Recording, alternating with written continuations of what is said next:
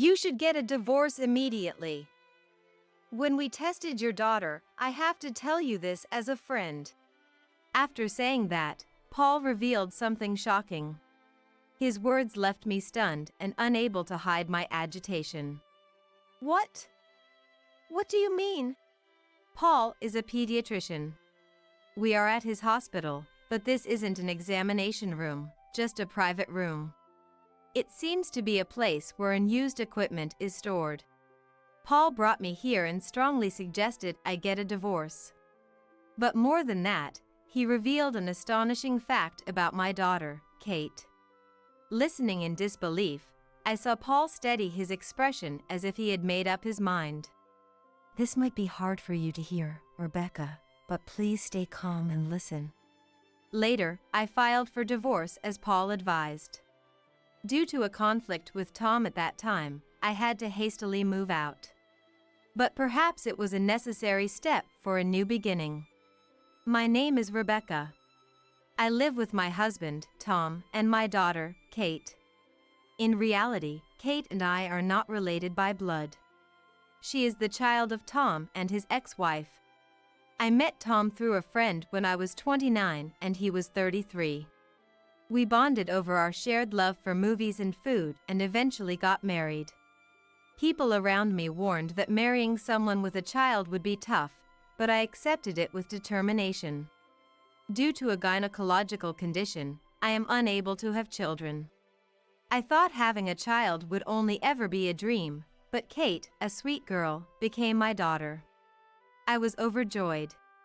When we got married, Kate was only 3 years old and had little memory of her biological mother.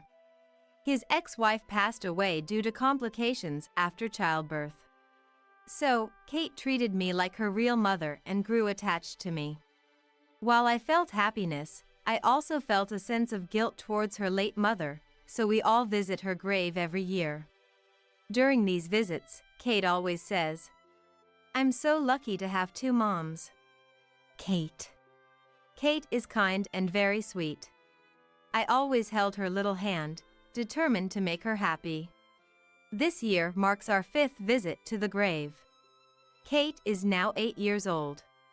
As usual, we offered our prayers together. Hey! Hurry up! Let's go! Tom called out from a distance. Though he was visiting his late wife's grave, Tom quickly paid his respects and was ready to leave. Over the past few years, I've started to feel that Tom's behavior was a bit cold. If I didn't prompt him, he wouldn't even think of visiting the grave, which made me feel increasingly uncomfortable. I wondered if it was because he was a man, but even so, it seemed too cold. Tom was still kind to me, which made the disparity even more noticeable. After getting married, I realized Tom tended to neglect Kate. He works in pharmaceutical research and is always busy. It seems he left all the child rearing to his ex-wife and didn't know much about Kate. Even at the beginning of our marriage, we had exchanges like this. "Where are Kate's health records?" Health records? Where could they be? Do we need them? Of course! They contain important information about her birth and vaccinations. Tom had no sense of responsibility as a parent. I eventually found the health records after a lot of searching, only to discover that more than half of the vaccinations she needed by age 3 had not been done. Panicked, I took her to get the shots. Vaccinations are indeed a moral obligation, but Tom simply prioritized work and forgot about them, which was exasperating. It was unbelievable that someone working in a pharmaceutical company could be so indifferent about these things. I couldn't trust Tom with Kate's care, so I took the primary role in looking after her. Taking care of sweet Kate wasn't a burden, it was a joy. However, when I realized that young Kate didn't feel her father's love, my heart broke. "Dad, he doesn't like me?" "That's not true, Kate. Dad is just busy with work. He cares about you a lot." "Yeah, right. Thanks, Mom." Sweet Kate. Just hearing her call me mom makes me so happy. But when Kate turned 10, Tom started to change a little. He offered to help with dinner. For me, who had started working part-time again, his offer was a relief. Maybe Tom finally felt he needed to do something as a father and husband. Although I thought it was a bit late, I decided to accept his offer. Thanks, Tom. Can I leave it to you on your days off? Yeah, of course. Looking forward to it. I expect great things. Tom, who had lived alone during his single days, was indeed a good cook. My burden was lightened, and my distrust towards Tom eased. I felt reassured that Tom also valued our family. But despite spending more mealtimes together as a family, Kate's mood started to change. Usually, everything was fine, but sometimes she would get upset and take it out on me. At first, I didn't understand why. Her teacher said there were no changes in her behavior, and she played happily with her friends. She had no complaints about her extracurricular activities or tutoring. But after observing her for a while, I figured it out. Kate sometimes felt unwell. That was why she was in a bad mood. She would have stomach issues and lock herself in the bathroom, struggle to wake up in the morning, or occasionally stay awake because she couldn't sleep. These bouts of illness happened about once every 3 months, and I thought she should get checked, so I consulted Tom. But it's not the same sickness each time, right? It's just occasional bad days. Well, that's true, but if she gets better quickly, it's not an illness. Don't worry. Rebecca, you worry too much. Tom didn't seem to take it seriously, and I began to think I was overthinking it. Indeed, it wasn't a constant issue, and the symptoms were varied. Even when I took her to the hospital, they said it was stress-related and prescribed some medicine. But I'm going to bed. What? It's only 7 p.m. I'm really sleepy. Good night. Kate rubbed her eyes and went to her room without taking a shower. Tom, who was doing the dishes, said, "Going to bed early and waking up early is a good thing." "Good night," he responded cheerfully. Didn't he think it was strange that she wanted to sleep 2 hours earlier than usual? I thought it might be pointless to consult Tom. The next day, I decided to take Kate to a different hospital. Kate, who looked exhausted, and I walked into the examination room together. I was surprised to see someone I didn't expect. Paul? Right. You changed your name after getting married. Long time no see. Paul, looking at the medical records, smiled. Paul, who went to the same high school as me, had become a pediatrician and worked at this hospital. I never thought I'd meet an acquaintance here. Paul, who was kind and secretly popular in our class, was still gentle and calm. Feeling reassured by the unchanged Paul, I reported Kate's recent symptoms. Her body doesn't show any particular signs of illness, but would you like to run some tests? Yes, please. Hearing this, Kate, who was sitting next to me, said, "Tests?" with an unhappy look on her face. Don't be upset. It's important to check your health, Kate. Okay. Good girl. Although she was almost 11, she was still just a child.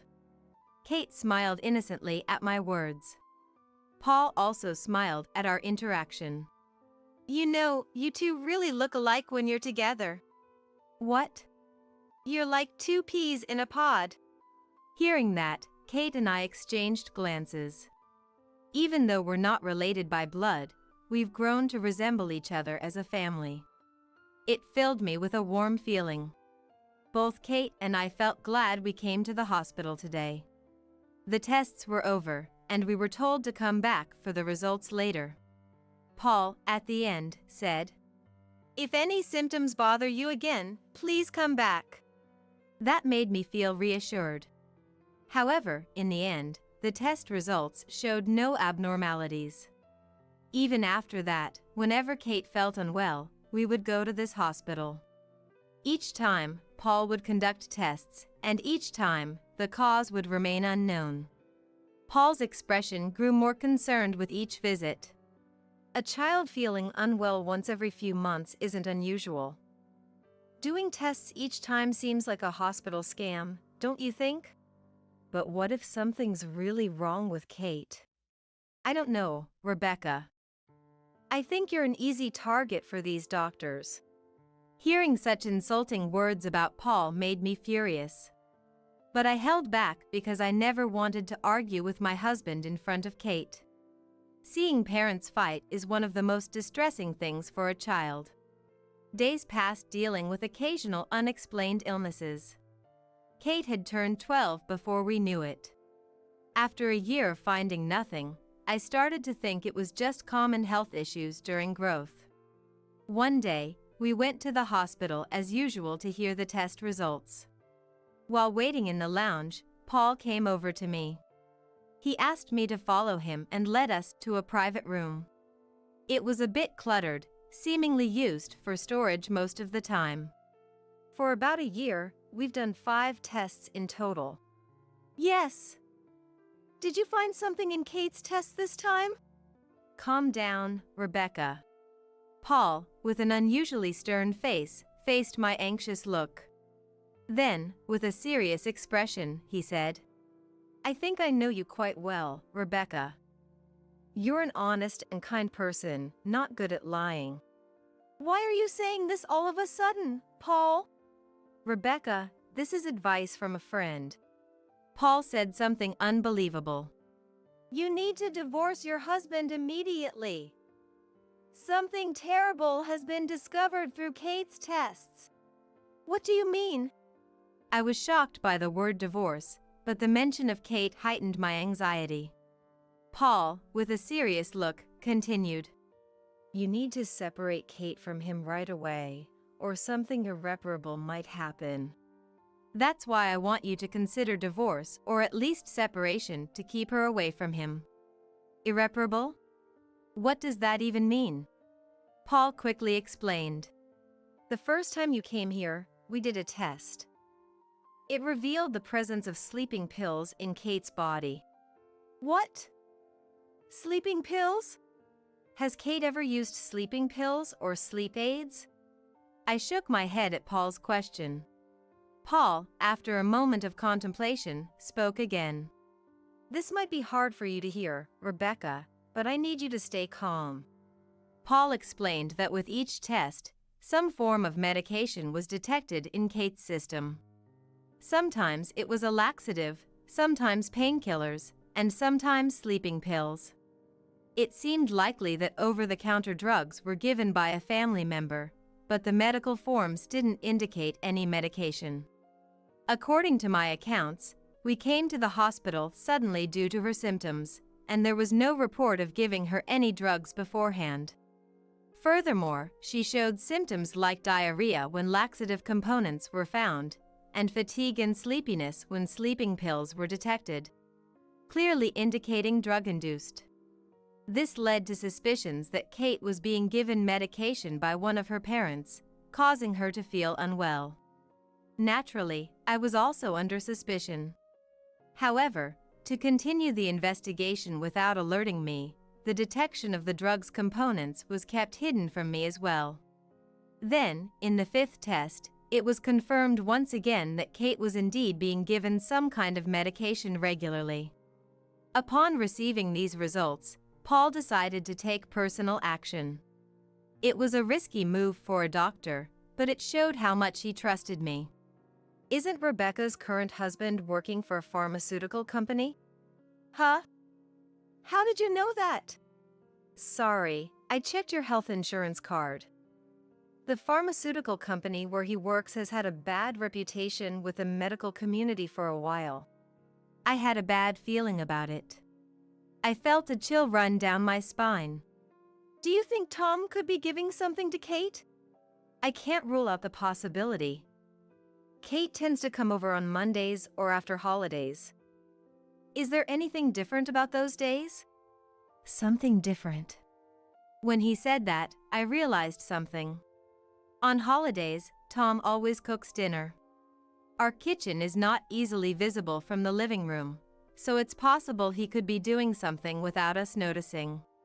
Paul's words and my growing suspicion towards Tom were becoming more and more believable. It couldn't be his own child. But seeing his behavior during visits to his ex-wife's grave and his indifference towards Kate until recently, I couldn't completely dismiss the possibility. Balancing my desire to trust Tom and my need to protect Kate, it was obvious which side the scales would tip towards. I wanted to protect Kate. Determined, I looked Paul straight in the eyes. I couldn't ignore this issue. A few days later, I immediately purchased a child surveillance camera online. I decided to use it to monitor Tom's actions in the kitchen. I camouflaged it with a box to avoid detection by Tom. Honestly, I had hoped it wouldn't capture anything suspicious. My feelings for Tom hadn't changed, and I wanted to believe he wouldn't do such a thing to his own daughter. But that hope was shattered a month later. One night, Kate experienced some abnormal symptoms. She had an upset stomach and kept running to the bathroom. Sensing something was wrong, I quickly checked the surveillance camera. What I saw was horrifying. Tom, preparing dinner as usual on the weekend. Taking something out of his pants pocket when he thought we weren't looking. A small bottle containing some kind of powder. He put it into one of the dishes. It was Kate's special soup bowl. Mixing the powder into the soup, his expression was not clearly visible from the camera. A mix of disbelief and anger surged through me. How could he give Kate something harmful? After saving the video, I went to the freezer. Since Tom cooked, we had been freezing Kate's leftovers. Frozen packs of Kate's soup. The remnants of that powder should be there. I made sure to push it further back to avoid Tom finding it. This was advice from Paul. Video alone would only be circumstantial evidence, so physical evidence was also needed.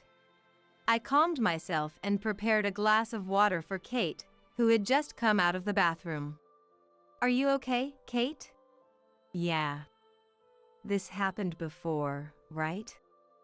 Maybe my stomach is just sensitive." "Yeah. Maybe." Kate, looking exhausted and drinking the water, seemed in pain. I didn't want to hurt Kate by letting her think it was her own body's fault. I firmly vowed to protect her from harm, even if it was her own father. I gathered all the evidence and prepared to confront Tom.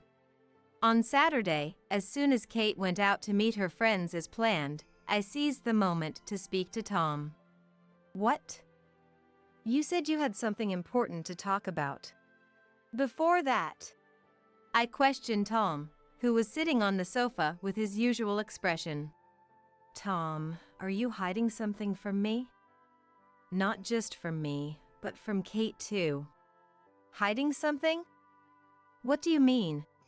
For a moment, Tom's eyes flickered. I didn't miss that and said, "Take a look at this." Pulling out my smartphone. I had recorded the footage on my smartphone. The screen showed Tom putting something into a powder. Tom was shocked when he saw it, and I spoke in a firm tone. "What is this? What are you giving to Kate?" "It's a misunderstanding. This is a supplement. A sample from my workplace." I had anticipated such an excuse. But to say it so smoothly. He must have been thinking about how to get away with it even if he was found out. Clenching my teeth, I said, "Lies won't work. I've already had that meal preserved and analyzed." "Preserved? Rebecca, what are you doing?" "A laxative was found." "Tom, are you giving laxatives to a child as a supplement?" "That is." Tom's eyes darted even more. Feeling anger towards Tom for trying to lie, I said mercilessly, Excuses won't work. We've been finding substances in Kate's tests at the hospital. What? Rebecca, you said the tests were clear. That's why So you continued mixing the drugs? Tom fell silent at my loud voice. That silence was like admitting to it. I wasn't lying when I said the tests were clear because that's what I was told. Maybe I should be grateful to Paul for this. Thanks to him, I could face Tom without any hesitation, even though I'm not good at lying. I asked Tom the most important question. Why? Why are you doing this? What do you gain from it? Knowing he couldn't talk his way out of it anymore. Tom took a deep breath and said something unbelievable. You're exaggerating, Rebecca. I just did a little experiment on Kate. What? An experiment? What I gave to Kate was a trial product my company is developing. It's like a clinical trial. I couldn't understand what Tom was saying. He didn't even look apologetic, so he might not think he did anything wrong. My face turned pale. You were giving that to Kate? Calling it that is rude. It's a new drug packed with our latest technology. It's a good thing to give it to her. A good thing. I pounded the table in frustration. You gave her laxatives and caused diarrhea even though she wasn't constipated, gave her sleeping pills and disrupted her routine. And you call that a good thing? Calm down. This is a necessary human experiment. Human experiment. Tom's laughter scared me. Maybe I was dealing with a truly dangerous person. A feeling of fear welled up. But I had to be brave. If I lost here, Kate would be in danger. An experiment. You just said you did an experiment on our daughter. That's right. It's hard to tell how much works with just animals. We could recruit for clinical trials. But that's expensive and time-consuming. With my own daughter, I can monitor her regularly and there's no added responsibility. It's an easy and cheap method, right? My body was trembling. It wasn't from fear. I was shaking with anger. I couldn't believe that Kate had suffered so much because of this. Don't be ridiculous. Tom, you aren't even a parent. You aren't even human. That's too much, Rebecca. The Tom standing in front of me no longer looked like a person. He reached out to me with a sickly sweet voice. I love you, Rebecca. That's why I never gave it to you. You knew it was dangerous, so you didn't give it to me? Then why did you give it to Kate? Because Kate is my daughter. It's only natural for a daughter to help her father with his experiments. His words were treating our child as his property. This man isn't a father. He's not even human. There's no point in saying anything more. I handed Tom the papers I had been hiding. This is pointless. Let's get a divorce. A divorce? Of course, I'll be taking Kate. With all this evidence, there's no way you'll get custody. And you just gave another damning statement. I showed him the divorce papers along with a hidden voice recorder. When I pressed play, Tom's horrible words filled the room again. I stopped it quickly, not wanting to hear more than necessary, and for the first time, Tom looked shaken. No! I don't want a divorce. Now he doesn't want a divorce? I looked at Tom with cold eyes. I've already signed my part, now you sign it too. But I love you, Rebecca. I don't love you anymore. I said it firmly. There's no love left for Tom, who has only hurt Kate. It will be hard for Kate from now on. But I can't leave her with someone who talks about human experiments. No, Rebecca. Don't cry. Just sign it. As Tom started crying, I felt my emotions growing colder. Tom had loved me before and after our marriage. But his love was twisted. I can't accept such love. After Tom signed, I took the divorce papers and left the house. I drove straight to the courthouse. Just as I was about to submit the papers. No! I can't! I won't let you! Tom! Tom arrived the moment I handed out the paper. Tom had followed me, probably in his car. He was completely mentally broken, ignoring the stares of others. He clung to my shoulder. Let's try again! I'll never do anything like that again! Stop it, Tom! With so many people watching, I was flustered. The courthouse staff just observed us. Maybe they see family drama like this often. But when Tom tried to forcefully pull me away, someone finally intervened. That person was Kate.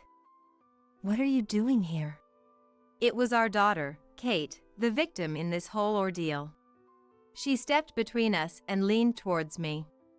I thought this might happen, so I came here first. It's okay. I'm ready for this. Kate. I was surprised by her sudden support. I had told Kate everything beforehand. The hospital results. The cause of her health problems. And everything Tom had done. It was hard to tell her the truth, but she deserved to know. When Kate learned everything, she was shocked but also seemed to understand. So that's why I felt sick only when Dad cooked. Kate, did you know? Yeah. I'm not a little kid anymore. It's astonishing how children grow up so fast. Come to think of it, she'll be in middle school next year. She had grown up so much, my daughter. Feeling a bit emotional, I told Kate that Tom and I would be having a serious talk soon. I also mentioned that divorce might be a possibility. Although I hadn't told her today was the day, smart Kate had figured it out. Perhaps her excuse about meeting a friend was a lie. She must have left the house early and waited at this courthouse. Kate! Convince Mom not to do something stupid. Still thinking Kate knew nothing, Tom said that. However, Kate's sharp gaze made Tom's shoulder twitch. Dad, I know everything. That's why I can't be with you anymore. Kate. A dad who gives his daughter strange drugs is scary. As soon as Kate said that firmly and loudly, the atmosphere in the courthouse changed. There was a stir, and the looks from those around us became harsh. Didn't that girl just say she was given drugs? By that father?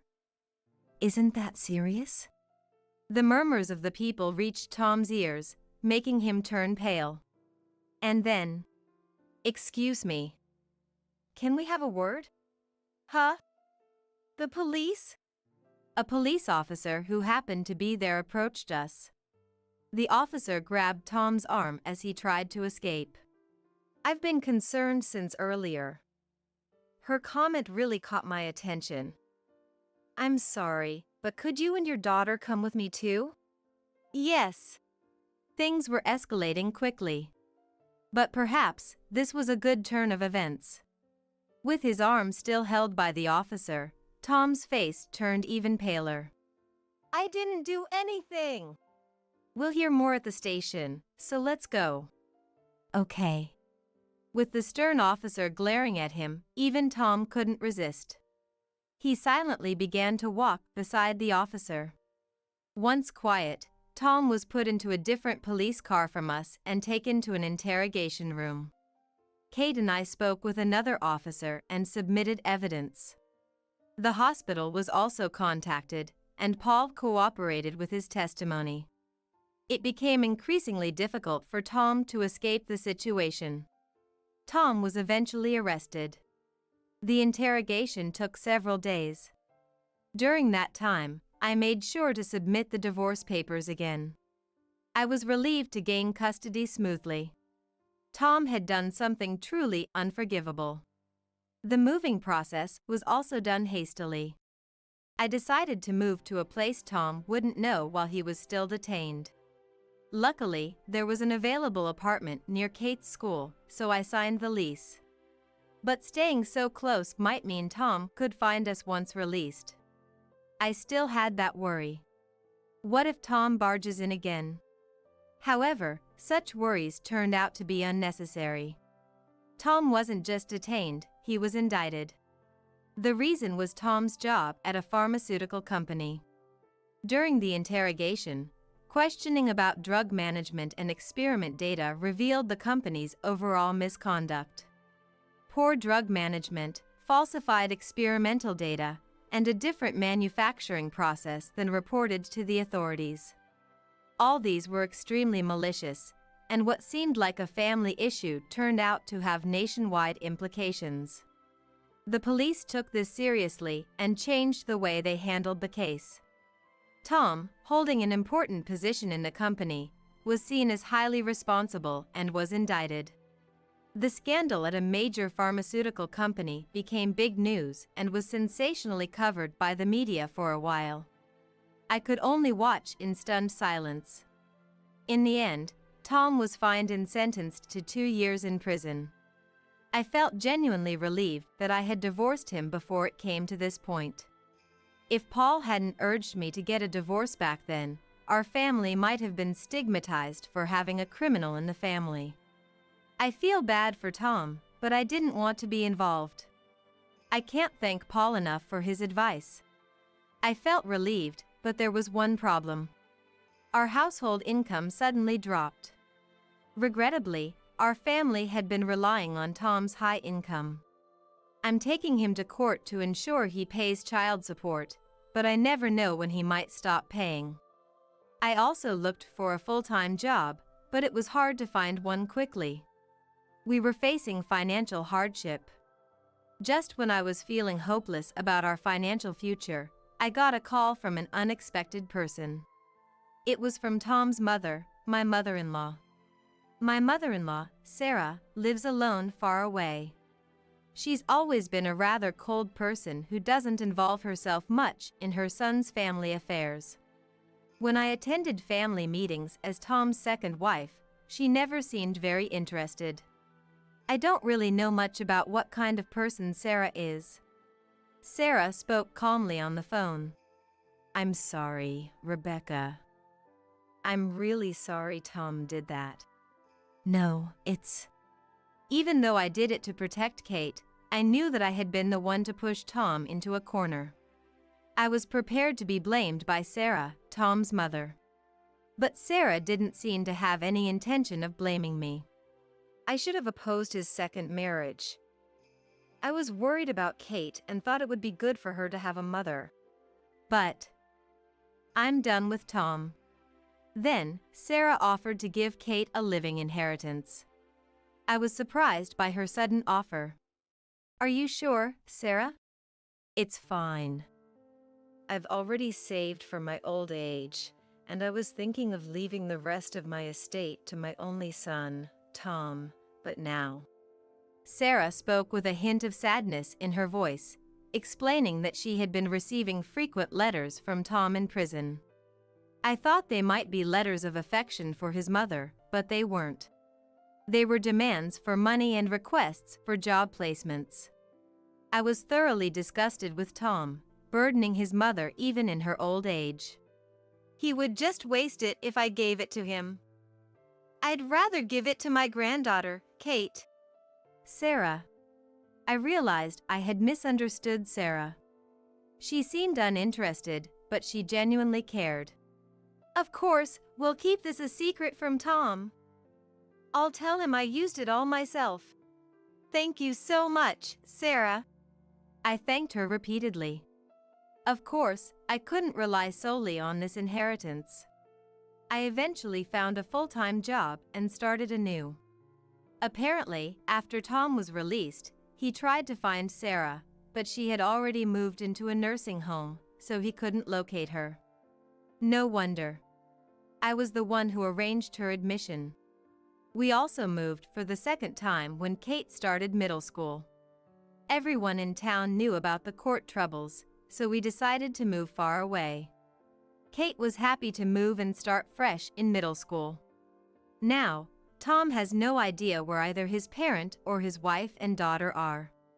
It seems sad that he has been abandoned by both, but it's his own fault for trying to conduct inhumane experiments on his daughter.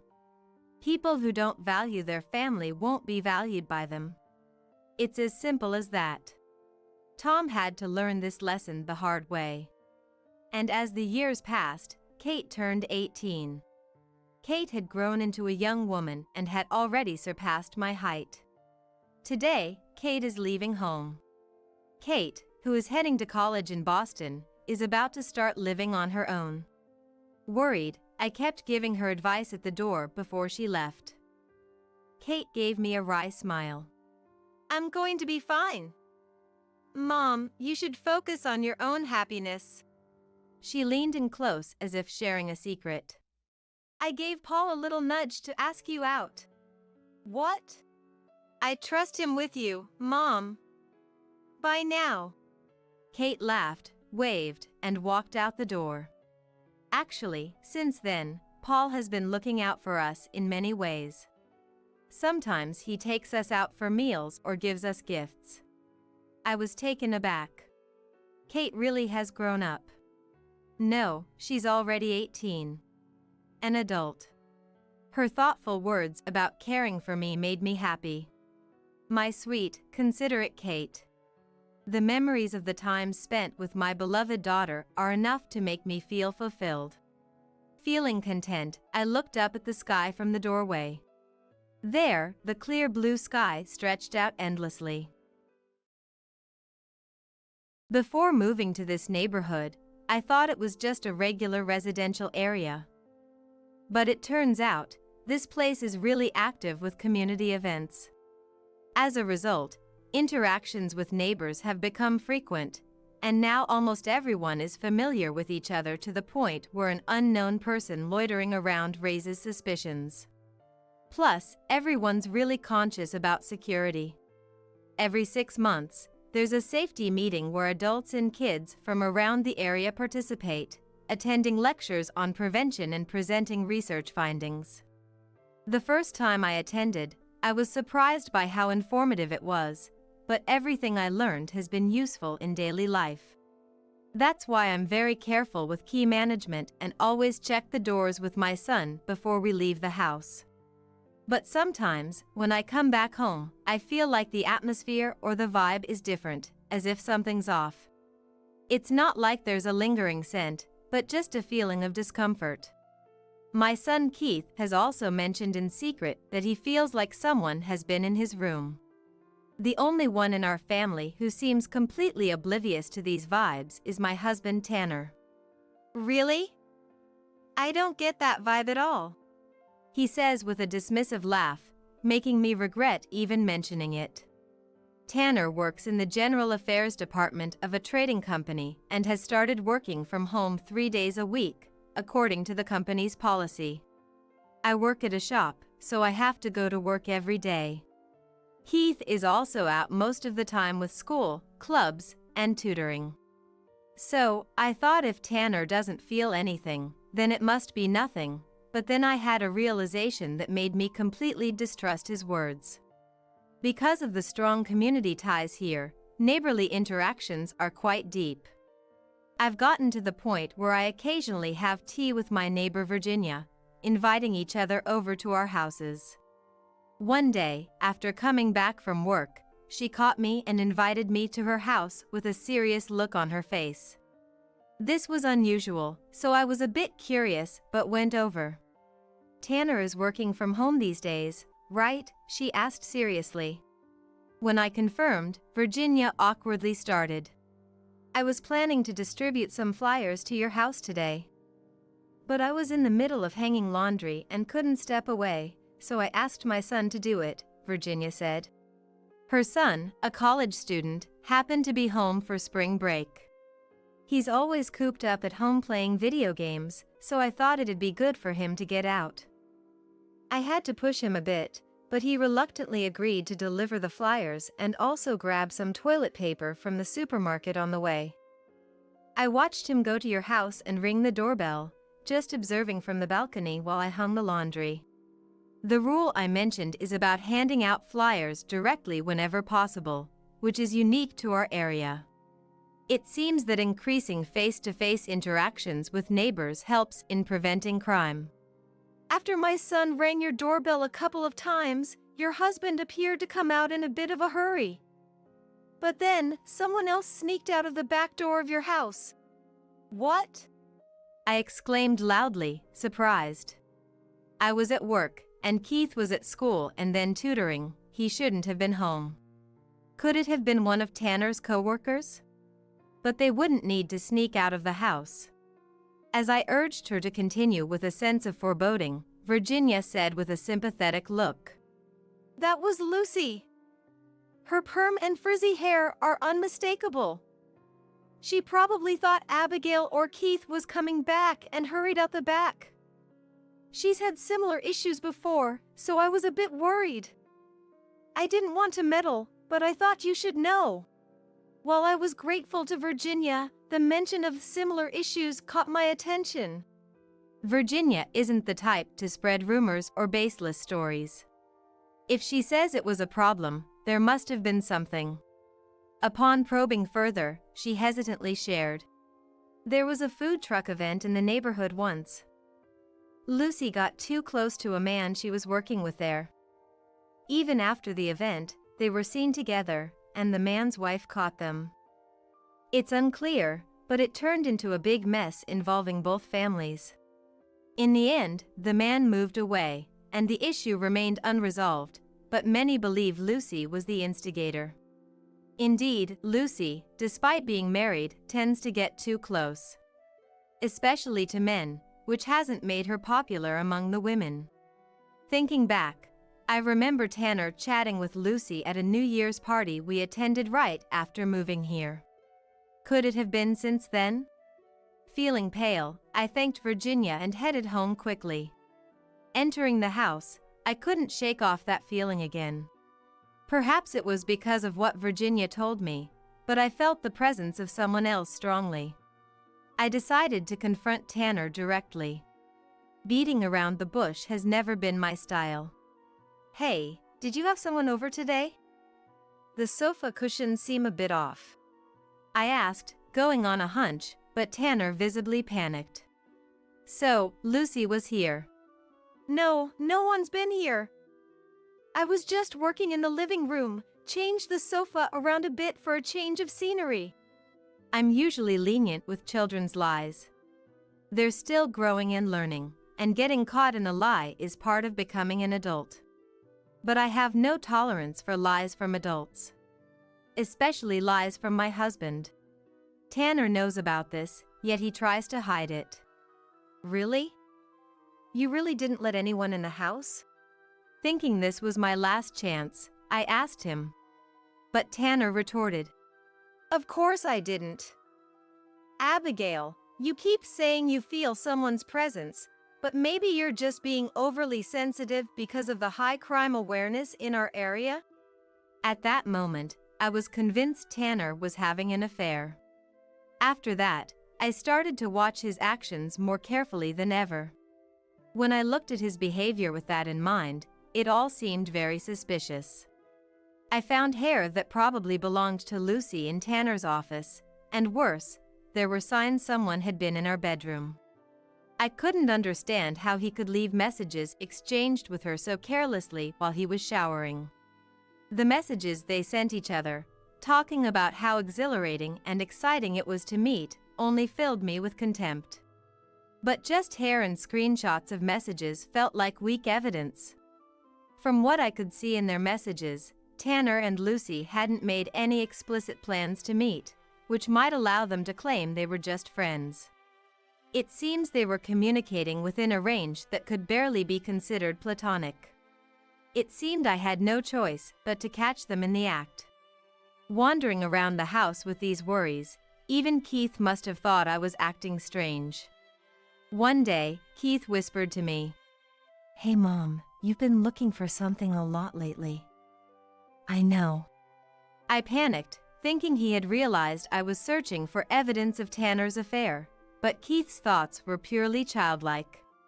Our house must have a ghost. That's what you're looking for, right? I'll help you catch it for Mom. I remembered once mistakenly asking about ghosts online, thinking it was a paranormal issue. Perhaps it's a case of like mother, like son? Ignoring my reassurances that it was nothing, Keith began excitedly explaining. I saw how to catch ghosts in an anime.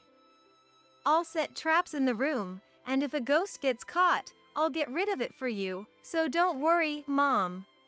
The trap he set up was so simple it could hardly be called a trap, but it was harmless enough that even if Keith got caught in it himself, he wouldn't be injured. I gave him the okay and then forgot about it, never imagining that such a trap would actually come in handy. The day that would prove to be fateful was the day of our biannual neighborhood safety meeting. Keith and I were attending, of course, but Tanner, finding it a hassle, chose to stay home. I had anticipated this and suspected that Lucy would sneak in to meet him, so I set up webcams at the back door and in the living room. But I had anticipated this. Thinking that Tanner's affair partner, Lucy, would sneak in, I set up webcams at the back door and the living room. Catching Lucy on camera would serve as decisive evidence for a divorce. With this in mind, I took Keith with me to the community center. This year's safety meeting was quite exciting, having invited a crime prevention consultant as the speaker. They taught us how to identify homes targeted by burglars and the methods of door-to-door scammers, using real incidents as examples, which kept even the children engaged.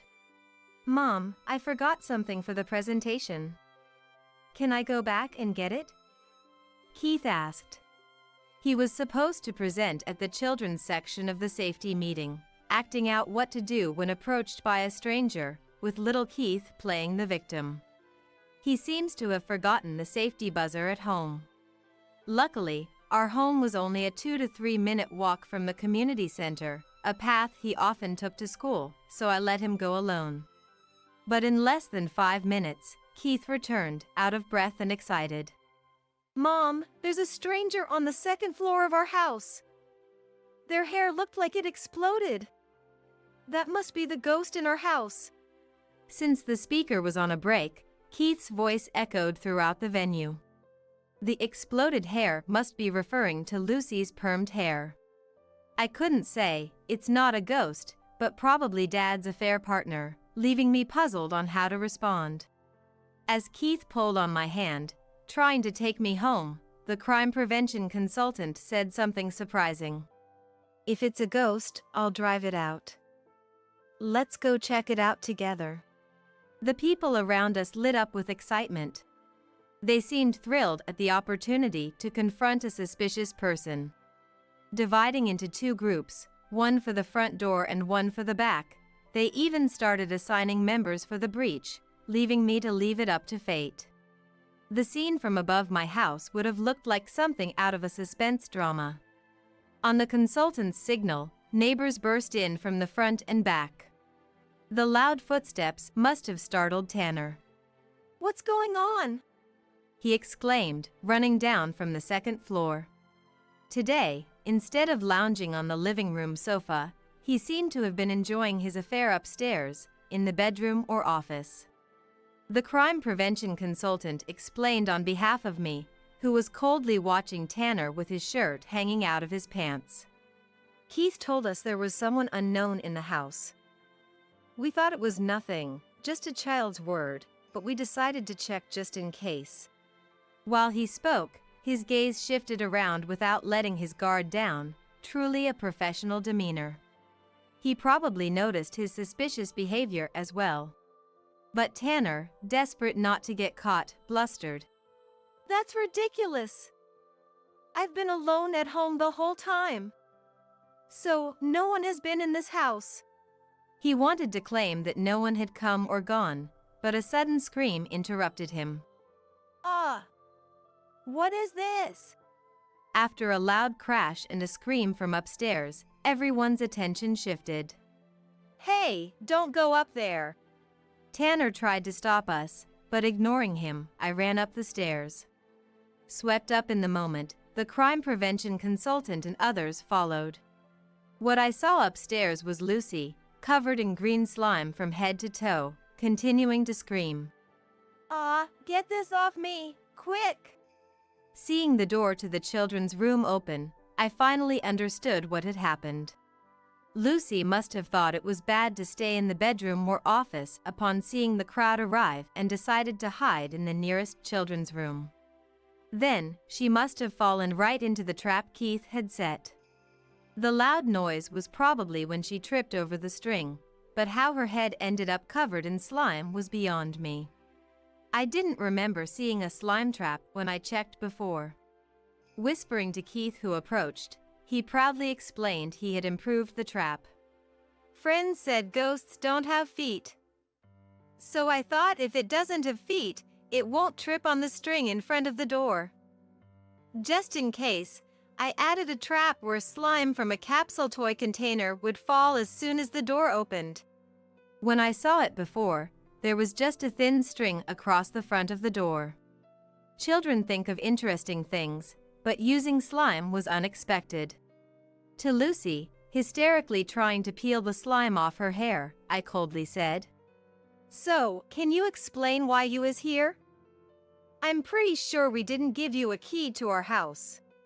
Lucy turned pale and fell silent. I turned to Tanner, surrounded by neighbors, and spoke. You said earlier that you were the only one here, but that wasn't true, was it? Can you explain why Lucy was on the second floor? Despite having so many witnesses, Tanner was stubborn. Well, that's because I had something to ask Lucy about the neighborhood. I swear, there were no ulterior motives. Believe me, Abigail! Tanner exclaimed. I was incredulous. Since we moved here, have you ever participated in a community event even once? If you wanted to know something about our neighbors, you should have actively participated in events like today's safety meeting. How can anyone believe someone who doesn't even do that? The neighbors around us nodded in agreement, as if it made perfect sense. Tanner shrank under their cold stares. And then one man stepped forward. It was Lucy's husband, Scott. Lucy, you did it again! I can't stand it anymore. We're getting a divorce. Lucy burst into tears and tried to cling to Scott, covered in slime. No, please forgive me. It was just a little thrill. Scott shook off her hand. Don't touch me with those dirty hands. Now that it's come to this, I'll also be taking back the compensation money I fronted for our previous divorce proceedings. The incident with the food truck Virginia mentioned was indeed about an affair. Scott had defended Lucy once and paid the compensation money, but now felt betrayed. Inspired by Scott, I decided not to show any more leniency towards Tanner. Tanner, you've left all the community interactions to me and used working from home as a cover for your affairs. I'm getting a divorce, so prepare yourself. Tanner looked utterly shocked. Abigail, I'm sorry. I was tempted by the devil's whisper. I won't do it again. Please forgive me. No matter what was said, my heart wouldn't budge. Tanner must have known he was the reason Keith and I felt uneasy about the presence of someone else in our home. Yet, he chose to continue seeing his affair partner, Lucy, over addressing our fears. How could I keep such a person as Keith's dad? I kicked him out of the house that very day.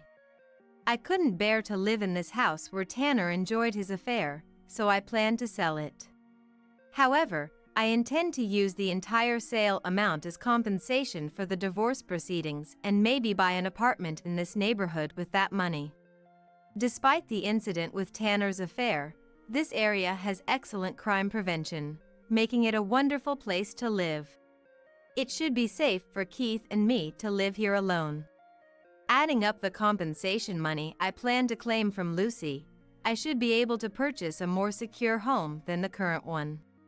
I'm considering asking that crime prevention consultant for advice on how to choose a safe apartment. I'm a 30-year-old housewife.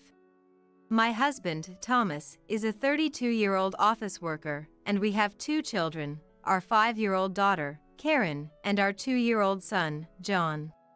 Becoming a mother to Karen was the reason I became a housewife, though I originally worked at the same company as Thomas. We had what you might call an office romance.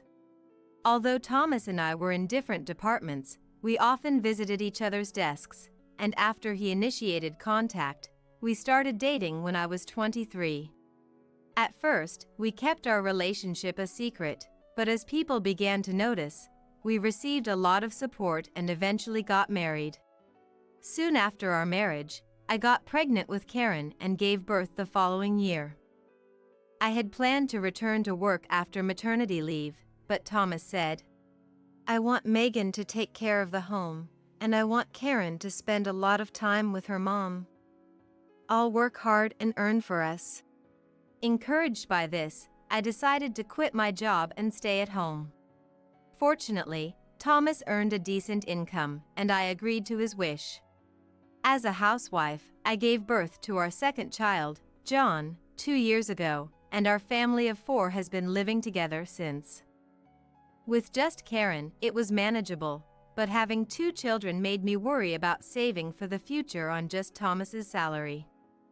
After discussing it with Thomas, we decided it was time for me to go back to work. However, just as I had finally found a job, Thomas dropped a bombshell. He was being sent on a solo assignment. "I have to go to the Seattle branch for at least a year, maybe 3, starting in 2 months. "What? Seattle? But I've just found a job. This is really inconvenient." "Can't be helped. It's already decided." "What about the kids' daycare and their friends?" "Why are you bringing up their friends?" "Because moving to Seattle means saying goodbye to them." "Ah, sorry, that came out wrong. I'll be going to Seattle alone. I've told my mom and she's okay with it because Megan will be there for the kids. It'll be fine." "You're going alone? But your company could have refused, right?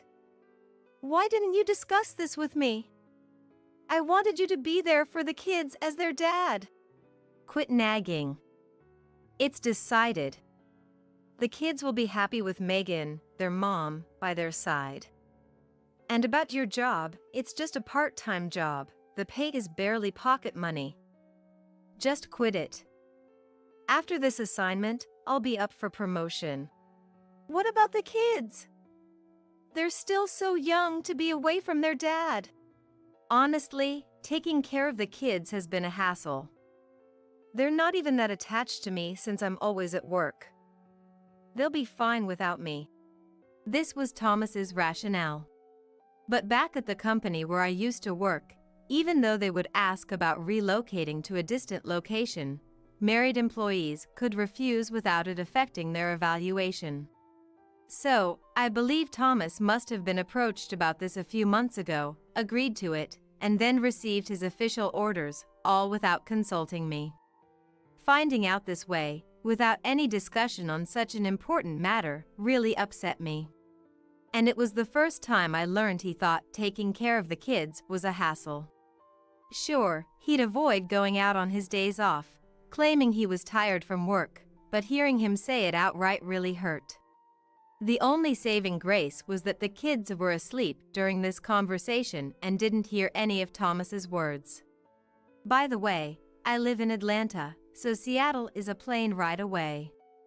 After discussing it with Thomas, we made several promises: to video call once a week, always return messages, keep each other updated regularly, and for him to spend time with the kids when he's back. For now, despite my anxieties, I've decided to send him off with a good spirit since complaining won't change anything. In the first few months after Thomas left for his solo assignment, he kept his promise to video call, sent presents for the kids' birthdays, and always came back for long vacations, fulfilling his role as a dad during Christmas and Thanksgiving within his limited time. However, as time passed, he started using his busy schedule as an excuse to reduce the frequency of our video calls and began to ignore my messages, essentially breaking most of our agreements. With support from both our parents, I started working, and last year, I began working as a full-time employee. About a year and a half after Thomas started his solo assignment, I received a message from my former coworker, Savannah. Megan, did you and Thomas split up? No. We're not split up. He's on a solo assignment, so communication has been a bit scarce. Thomas might be cheating on you at his assignment location. What? Why would you suddenly say that? To my surprise, my former coworker sent me a screenshot of a social media post.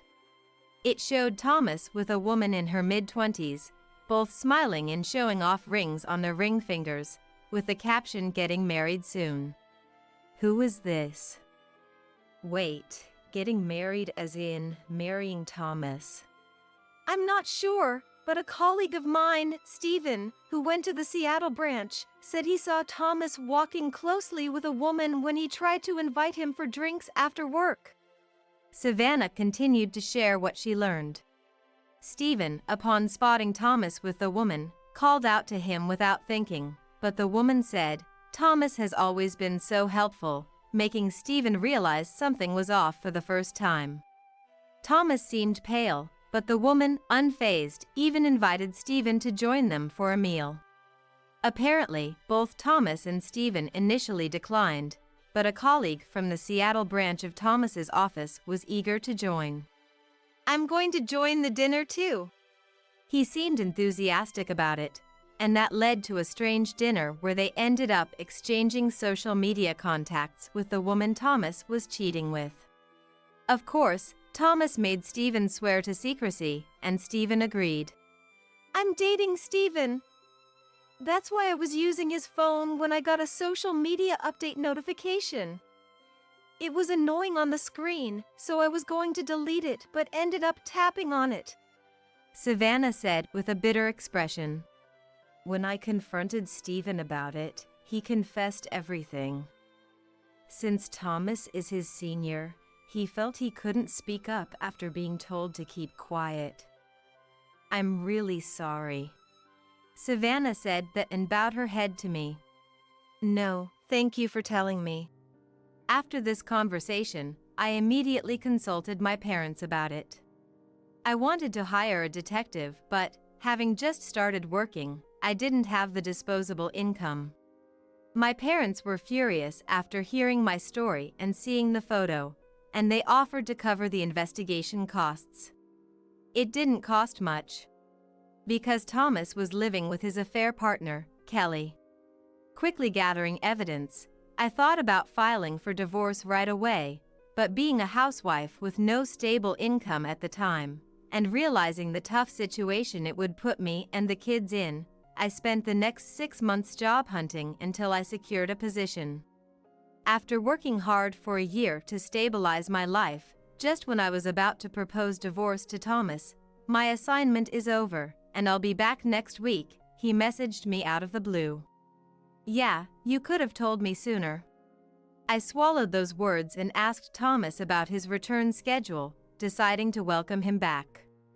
On the day Thomas was supposed to return, I couldn't make it because of work, and the kids were at my parents' house, so Thomas was supposed to come back to an empty house.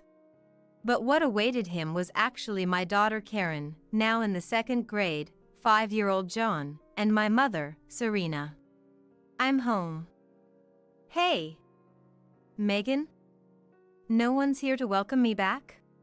Thomas! Weren't you supposed to come back later? Huh? Serena? Why are you here? Peeking out from behind her surprised grandma was Karen. Oh, Karen. You've gotten so big. Thomas apparently spread his arms to hug her, but Karen ignored him and said, Grandma, let's go back to your house quickly. Karen? It's Dad embarrassed, maybe? Oh, there's John too. Come here. No, Grandma, who is this man? Dad, what are you talking about? Mom and Grandma said not to follow strangers. Is it okay? Dad got John's favorite chocolate. Mom said chocolate from scary people doesn't taste good, so I shouldn't take it. Actually, Thomas hadn't been home for a year and a half by then, so honestly, for John, Thomas was just someone he had seen a few times over video calls. While Thomas was confused by the children's reactions, I happened to come home and walked into this awkward situation. Huh? Thomas, weren't you supposed to come back later? And why are the kids here? I'm so sorry, Megan. John really wanted his toy that he left at home. I heard Thomas would be back later, so I thought it would be okay. What's with that tone? It's like you're saying it's my fault for coming back early. I've been on this solo assignment for 3 years, feeling lonely all for the sake of my family. Don't raise your voice in front of the kids. Megan, what kind of parenting have you done for the kids to become so cheeky? Karen is ignoring me, and John is treating me like some unknown old man. It's obvious, isn't it? Old man, what do you want now? It was Karen who spoke up, blaming Thomas. After leaving us behind, you didn't keep your promises to Mom, and you didn't want to take care of us, right? That's why you left, isn't it? What are you talking about? I heard you talking to Mom before you disappeared from home. You said the kids should just be looked after by Mom. Old man, you said taking care of us was a hassle. Karen, you heard that. I woke up to go to the bathroom that day. I didn't understand what the conversation was about then, but I could tell Mom's voice was sad. Now that I'm in elementary school and understand what hassle means, I get what old man was saying. Karen said this, looking like she was about to cry. Karen, Dad didn't mean it like that. Then why did you break your promises to Mom? Why didn't you come home? It's because taking care of us was a hassle, right? Hey, Megan! You must have instilled some weird ideas in them, right? Don't be mean to Mom and Karen. John interrupted Thomas's loud accusations against me after hearing Karen's story. He had let go of Mom's hand and charged at Thomas with all his might, but he tripped over Thomas's carry-on case and fell forward on his way. John's head collided with Thomas's chin as he was squatting down, causing Thomas to fall back and hurt his back, and John started crying from the pain of the collision. Seeing this, Karen, her face red with anger, yelled, "Apologize to Mom now! John is crying because he's hurt. Get out of the way!" and kicked the carry-on case as hard as she could. The case, pushed with all of Karen's might, crashed into Thomas's groin and then fell onto his lower abdomen. Thomas writhed in pain, ending up in a collapsed position. It doesn't seem like we can have a proper conversation today, but let me make it clear that we don't need you in our family anymore. Feeling somewhat satisfied with Thomas's plight, yet not wanting to leave the kids with him, I went back to my parents' house with Mom and the kids. The next day, I contacted Thomas to arrange a meeting with him, my parents, and his parents to discuss what comes next. I know about your affair and that you were living with your mistress at your assignment. I can't live with someone like that, and the kids think their dad is gone. So, please, let's get a divorce. Wait a minute! What affair? Did you hear something from Steven? He's just jealous and has been feeding you lies about me. What lies? You're getting married to Kelly, right?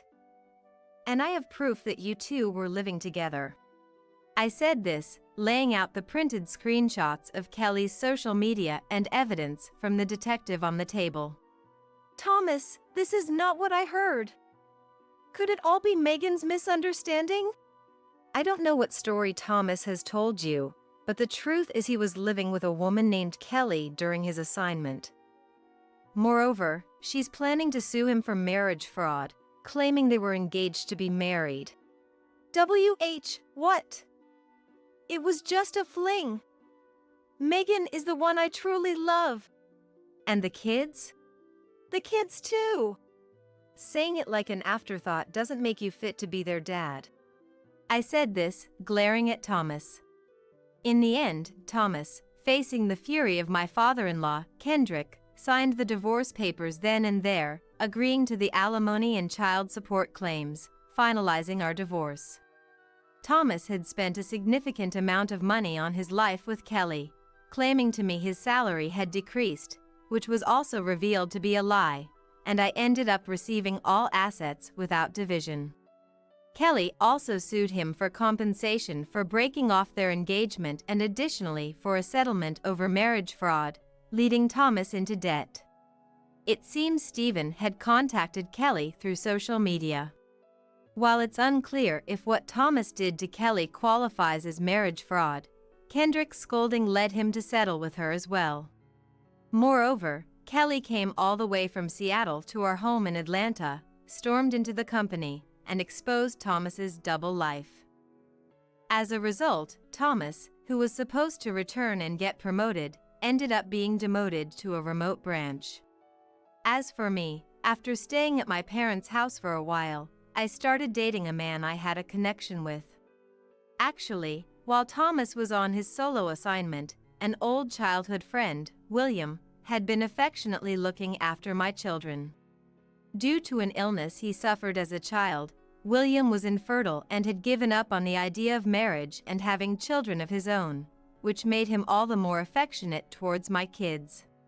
When my divorce was finalized, William confessed, "I want to watch Megan's children grow up. More than anything, I want to be by Megan's side." At first, I hesitated because I hadn't sorted out my feelings, but after a few months since divorcing Thomas, seeing how much the kids adored William and how much he had supported me emotionally, I accepted his feelings since I had grown fond of him as well. I can't think about remarriage yet, but for the happiness of my children, I'm willing to do whatever I can. Something feels off. I try to pinch my cheeks to ward off the sudden wave of sleepiness, but it's utterly ineffective. There wasn't anything particularly exhausting about today, just a meal at my in-laws. And I'm not usually short on sleep. Why then, I wonder drowsily, when I hear my husband's laughter. Good night, LOL. I'll make sure you have sweet dreams. My name is Lila. A 24-year-old office worker, newly married to Riley, who is 5 years my senior. We met through a friend and, after dating for 2 years, were happily married. We had a grand wedding recently and received blessings from many people. Just as I was dreaming about our happy married life ahead, an unexpected misfortune struck.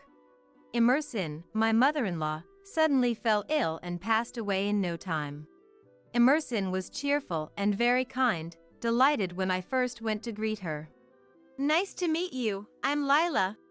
Oh, what a joy to have such a lovely woman as my son's wife. I've always dreamed of having tea time with my son's wife. I'd be delighted. Please, let's have tea time together. Though I was nervous, Emerson welcomed me with a full smile, making me feel at ease and fond of her. We had planned to have tea time together after the wedding settled down, but that dream was shattered with Emerson's passing. We were busy with Emerson's funeral, sorting out her belongings, and handling the inheritance, finally settling down a year later. Then, I got a call from Trevor, my father-in-law. Layla, how about a meal at our house next weekend night? I'm thinking of ordering takeout. Yes, of course. Thank you. So, I was invited to dine with Trevor next weekend night, along with Riley. Trevor ordered Singaporean cuisine, which he loves, and we enjoyed the feast. The three of us gathered around the dining table. It was my first time trying Singaporean cuisine, and everything was delicious. Except the soup tasted oddly. Curious, I asked my husband. Hey Riley, doesn't this soup taste a bit strange? That's just how this dish is. You're not used to Singaporean cuisine, haha. Though Riley laughed it off, I couldn't stomach the soup, so I avoided it and ate the other dishes. Then, I felt Trevor's sharp gaze. Lila, I went through the trouble of ordering this, so make sure you drink the soup. Startled by Trevor's outburst, I hurriedly gulped down the soup. It still tasted weird. The strange taste spread throughout my mouth, and I tried to cleanse my palate with water and other dishes. Gradually, my vision blurred, and I found myself slumping over the table. What's happening? I'm incredibly sleepy. This isn't good. I'll really fall asleep. I need to stay awake.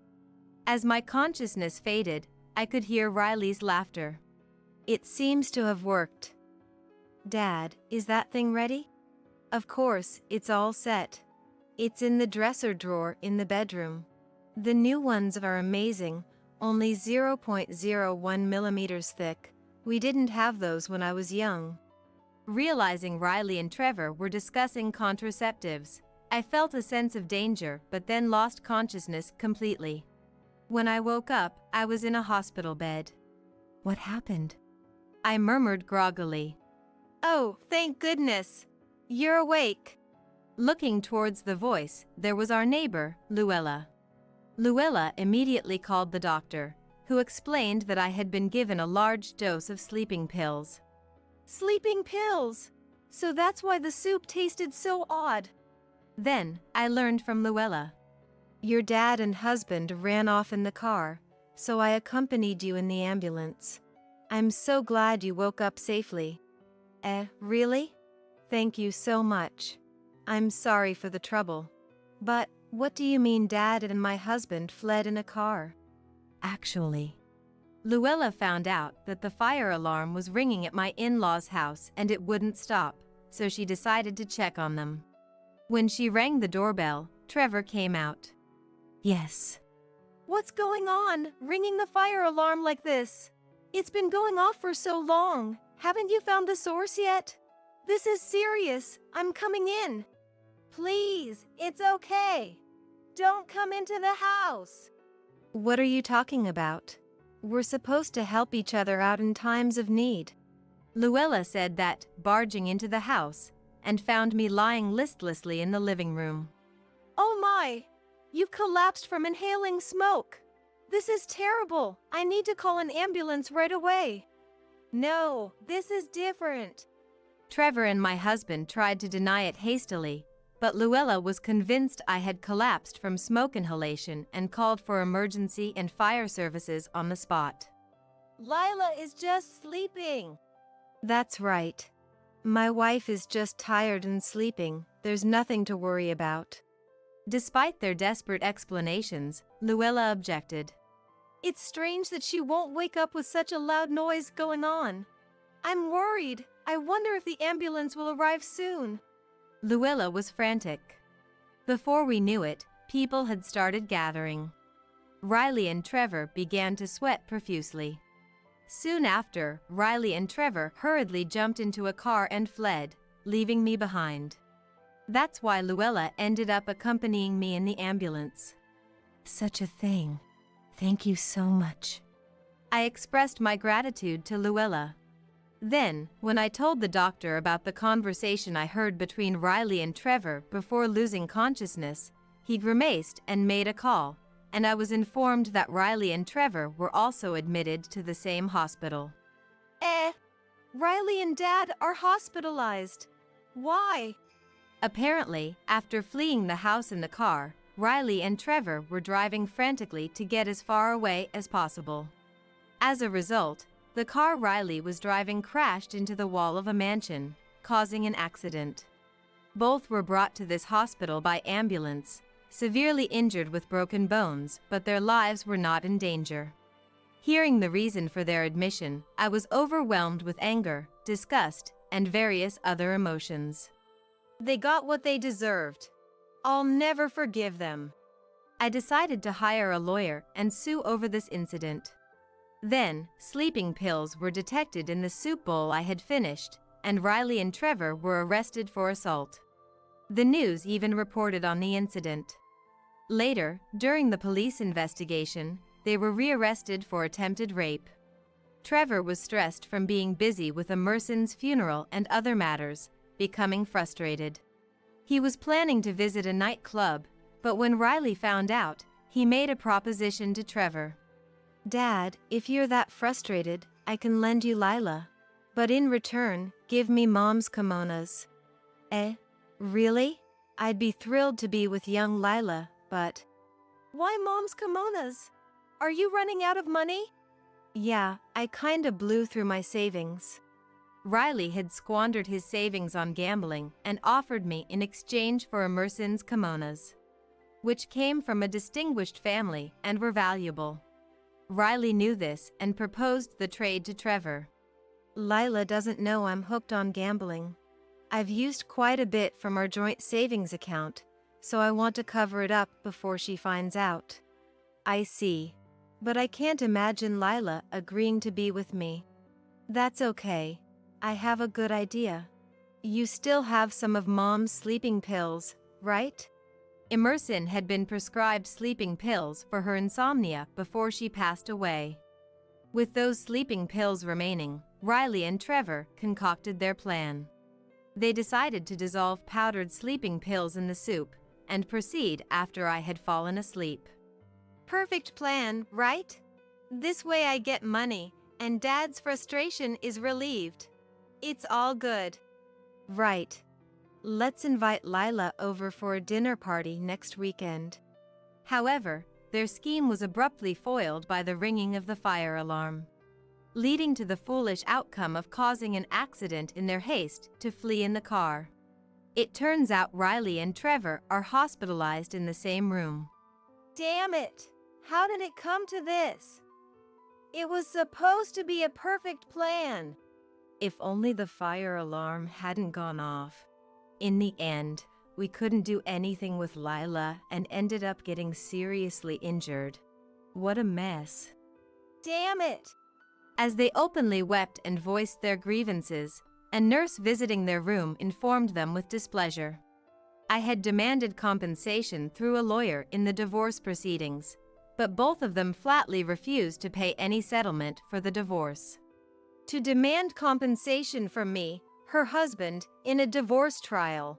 Nothing actually happened, so it should be fine. That's right! In the end, all we did was give Lila sleeping pills and nothing else. Both their reasoning left me and my lawyer utterly dumbfounded. Even when told that administering sleeping pills without consent is unacceptable, they wouldn't listen at all. Moreover, Hey!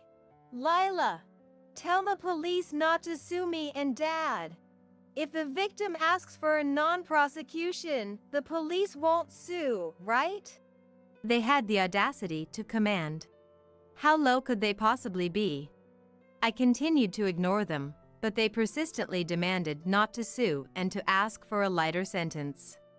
However, their demands suddenly stopped at one point. After giving orders every day, it was strange for them to suddenly cease. Curious, I decided to investigate. It turns out they had encountered a serious problem. The owner of the mansion whose wall was destroyed when Riley and Trevor crashed into it was furious and had demanded they pay for the repairs. The damage was extensive, so the cost of repairs was significant. Moreover, my husband had lied, saying, "We were rushing to the hospital because Dad was suffering from an illness, and that led to the driving mistake." However, the incident was reported in the news. Upon learning the truth, the mansion owner became even more enraged and insisted on receiving both the repair costs and compensation from the divorce trial. As a result, Riley and Trevor seemed to have bigger problems than just dealing with me. "It wasn't on purpose. Please forgive us. We beg you." Riley and Trevor were pleading, but the mansion owner was unforgiving. They were told they must pay no matter what. Since the mansion owner hired a lawyer, Riley and Trevor also had to hire one to handle the situation. Since I had a lawyer as well, the compensation for the divorce was smoothly negotiated between the lawyers. Given their clear wrongdoing, our demands were almost fully met. I also demanded and received the money Riley had misappropriated from our joint savings account. Although I hadn't noticed his gambling addiction, I remembered how his overtime had suddenly increased at one point. Probably, he was lying about working late and going to pachinko instead. And so, I naturally proceeded with the divorce from Riley. The negotiations were handled by our lawyers, and though initially reluctant, Riley agreed to the divorce when I firmly insisted. Riley's lawyer played a significant role by convincing them that they were in a very unfavorable position and needed to show sincerity. Later, I went to thank our neighbor Luella again. Thank you so much. I don't know how to express my gratitude. Oh, I didn't do anything special. It's good that you're safe. Perhaps Emerson was looking out for you. Emerson, you say? What do you mean? After I was taken to the hospital in an ambulance, the firefighters came and checked the cause of the fire alarm. However, the only source of fire in the house was a candle on Emerson's altar, which no one should have lit. This wasn't enough to trigger the fire alarm, indicating a possible malfunction as there were no other signs of fire. Maybe Emerson is always watching over you? She was so happy to have such a lovely daughter-in-law, Luella told me with a smile. It might have been a coincidence, but even so, I felt a warmth thinking about Emerson's kind smile. After expressing my thanks to Luella again, I headed to a certain cake shop. This shop sells a chocolate cake that I've always loved. When I had promised to have tea time with Emerson, I wanted her to try the chocolate from this cake shop. After buying sweet buns, I went to the florist to buy flowers that matched Emerson's cheerful image, with a fresh impression, and headed to visit her grave. Offering the flowers and chocolate at the grave, I expressed my gratitude to Emerson. Dear Emerson, thank you so much. Your help saved me. Though I've divorced Riley, I will always love you, Mom. I wished I could have talked more with Emerson. I wanted to have that tea party. This chocolate was meant to be shared with you, Emerson, during our tea time. It's really delicious. Just then, the wind blew softly. Feeling as if Emerson had responded, a tear fell from my eye. But thinking that crying would worry Emerson, I lifted my face, smiled, and said, I'll visit again, Emerson, and moved on. I decided to take the chocolate back with me later, as I couldn't leave it at the grave. On the way home, I felt incredibly refreshed. Despite everything, I vowed to live energetically from tomorrow on. Returning to single life, I threw myself into work more than ever before. Riley and Trevor, with their complex fractures, seemed to still be in the hospital. The owner of the mansion is trying to collect the repair costs before they are discharged and sent to prison, and it seems they had to sell their car and belongings to pay back the money using their savings. Physically and mentally devastated, and with prison time awaiting them. They are experiencing a living hell. I hope they reflect deeply and pay for their crimes once they are discharged and sent to prison. Since then, I've been visiting Emerson's grave regularly, updating her on my life. Having had enough of love for a while, I've decided to enjoy being single and am studying hard to earn new qualifications. I plan to live every day without regrets. My husband called me disgusting for my severe morning sickness, looking down on me with cold eyes. You're the one who threw up and made a mess, right? Hurry up and open the window to air it out. If the smell sticks, you're paying for it. Just because you find it hard to go shopping or cook doesn't mean morning sickness isn't an illness. Don't be so stupid. On top of that, as my morning sickness got worse, my husband left me at home and went on an overseas trip with mother-in-law, Audrina. That was the last straw for me, and I began to plot my revenge. A week later, my husband called, furious. I laughed it off. Since you told me to clean the house, I did just as you said. Got a problem with that? I'm Kimberly, a 28-year-old office worker. My husband, Eamon, and I live in a detached house and both work while we've recently become pregnant. While I was happy, my morning sickness was so severe that I couldn't go to work on some days. Fortunately, many at my workplace were understanding. Once you get through this, it'll get easier, so make sure to rest and take care of yourself. They gave me some time off when I was considering quitting. So, I spent my days at home, resting as much as possible, eating when I could, and doing household chores. The problem was my husband. He practically stopped doing any housework at all. You're always at home, right? Even a pregnant woman can clean, so at least do that. While my husband used to do household chores when we were both working, he stopped doing anything since I took my leave. Even when I said I couldn't do it because of severe nausea, he wouldn't listen. Moreover, he compared me to other pregnant women he had seen, saying, "Just being lazy and slacking off in the name of morning sickness." Furthermore, he was extremely averse to me vomiting. The first time I vomited at home, I didn't make it to the toilet and ended up using the living room trash can.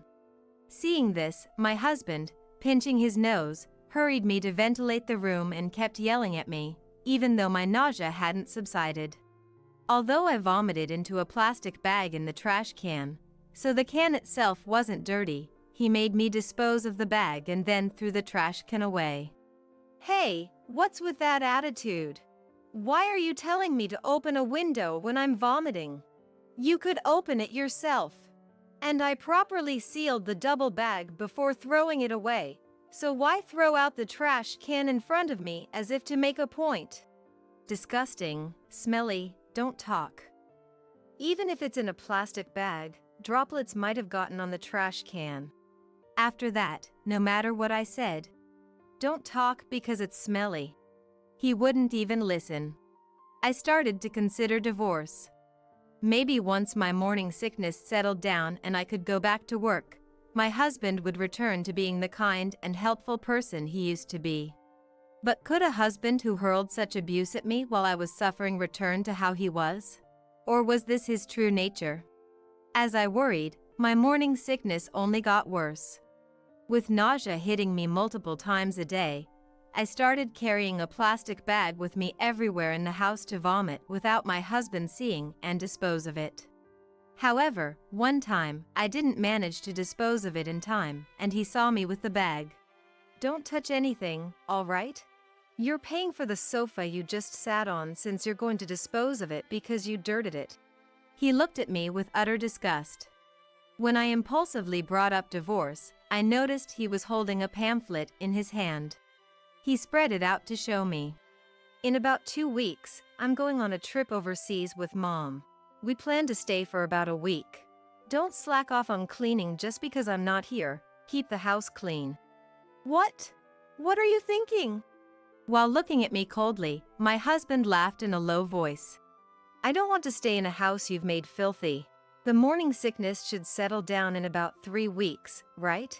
By the time I'm back from the trip, it should be nearly over, so clean the house in the meantime. Fine. I'll give the house a thorough cleaning. The next 2 weeks were tough for me. He doubled down on doing nothing, even eating strongly scented meals or spraying harsh perfume around the room despite my pleas because it made me nauseous. Despite locking me in the bathroom, he'd bang on the door furiously and yell if he wanted to use it himself. This lifestyle continued. I immediately informed my parents that I had decided on divorce. Since my husband's attitude changed, I had been discussing it with my parents, who must have realized from my words that convincing me otherwise was no longer possible. They told me to come back home immediately. However, just divorcing and returning to my parents' home wasn't enough for me. I was determined to teach my husband, who lacked any awareness of being a father and thought nothing of the individual differences in pregnancy and morning sickness, a lesson. 2 weeks later, I saw my husband off with a large carry-on bag. These 2 weeks were the peak of my morning sickness, and I had lost more than 2 kilos. If it continued like this, I would end up hospitalized due to severe pregnancy sickness.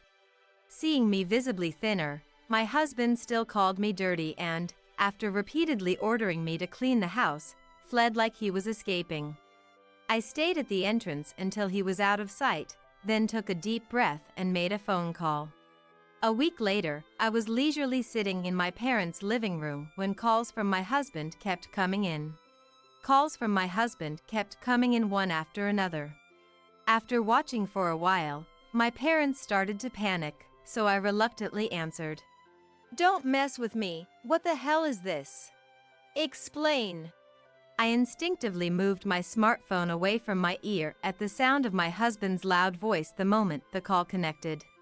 Still, I sighed at the loud enough voice and listened to him. I can't get into the house. What's going on? Don't change the locks on me while I'm away. The real estate agent changed them. It's kind of gross to have the same keys as the previous tenant for the next one, right? So, they changed the locks when selling the house. Huh? Real estate agent? Oh, didn't you see the sign? It's right there next to it, for sale. There was silence on the phone for a while before the angry voice came again. What are you doing on your own? Who gave you permission to sell it? Why are you selling it? You said the whole house smells. So, I cleaned the entire house, including that. And why would I need anyone's permission to sell my house? Your house. That's not right. That house belongs to your grandfather. It's a crime to sell it without being the title holder. That house was given to me, I remodeled it, and it's in my name. You can't just sell it if you're not the title holder. Indeed, the house we lived in belonged to my grandfather. However, after my grandfather passed away, I, still single, remodeled it into its current form, and after getting married, my husband moved in to live together. My husband was momentarily speechless knowing the title was in my name, but quickly changed his approach. That house is where I live too. You can't just kick out a resident like that. It's illegal to sell my stuff. Besides, it was our house since we lived there as a couple, so it's not just your house anymore. Unfortunately, that house was in my name before we got married. We never changed it to a joint title after marriage. Plus, I moved all the stuff out after, so your things are all safe. I did dispose of the sofa you said was smelly, though. My husband seemed panicked by the mention of moving out his belongings. He was asking where and when. It's at your grandmother's house. After all, you're away with Dad gone and no siblings. There was nowhere else to send it but your grandmother's when you went overseas with Audrina. Hearing his belongings were at his kind grandmother's house seemed to calm my husband for a moment, but his voice quickly filled with anger again.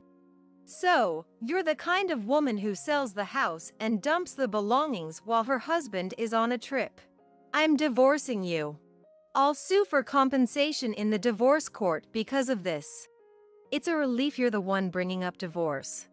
I don't want you to come to the house anymore, and I'll be heading there with my lawyer soon. So, goodbye. I wonder if my husband truly believed he could win if he took it to court. I calmed my panicking parents while contacting a lawyer. A week later, when I went to what my husband calls his in-laws' house, Audrina slapped me before I even entered the door. I had expected it and deliberately received the slap. Because of you, the house is a mess. A woman who can't even do housework because of a little morning sickness is useless. Pay the compensation in the divorce court and let's divorce. As I was rubbing my stinging cheek, planning to retort to Audrina, she saw someone behind me and her face twisted.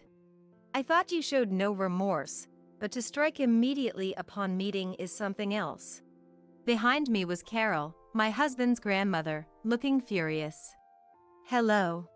I'm really sorry for sending the belongings over so suddenly the other day. That's all right. If it hadn't been for that, I wouldn't have noticed at all.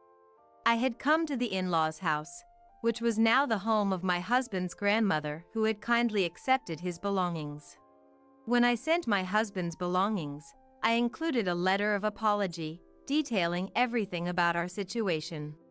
As a result, the grandmother was furious with her grandson's husband for hurling terrible words at his wife suffering from morning sickness and leaving her to fend for herself.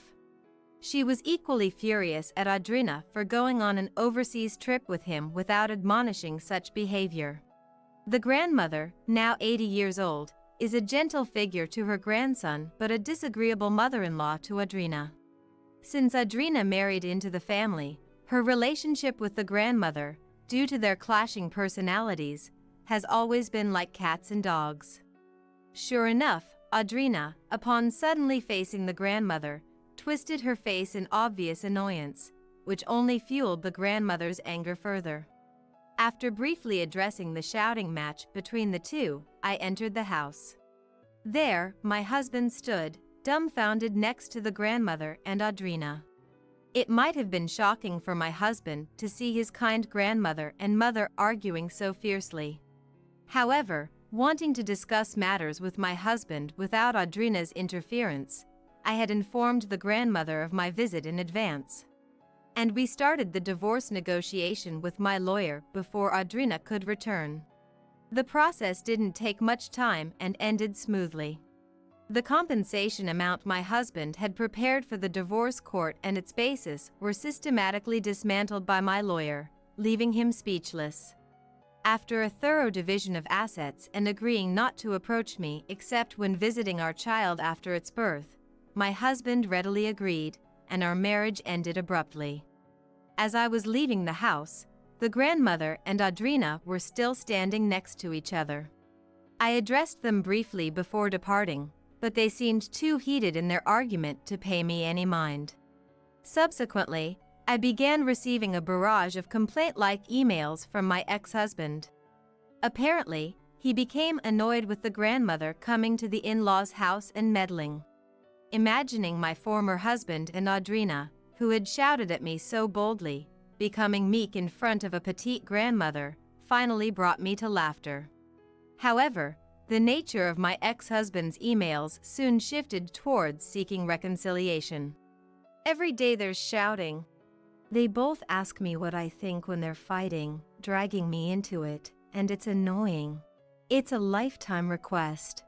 Please, let me stay at your place. I'll do household chores or anything. I won't do anything terrible again, and I'll never say it. I want to meet our coming child too. I love you. I want to remarry you.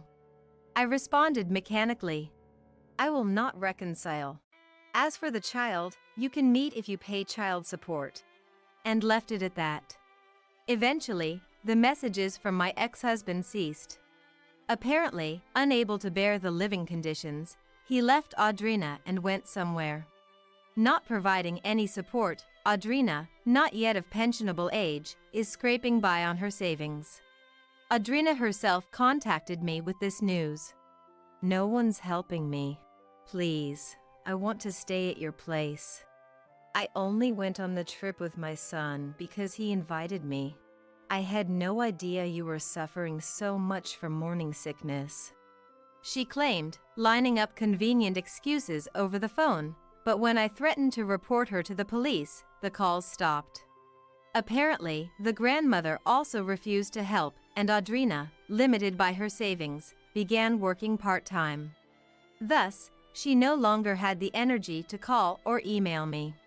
However, the altercation between the grandmother and Audrina that day is well known throughout the neighborhood, and they saw me deliberately receiving Audrina's slap.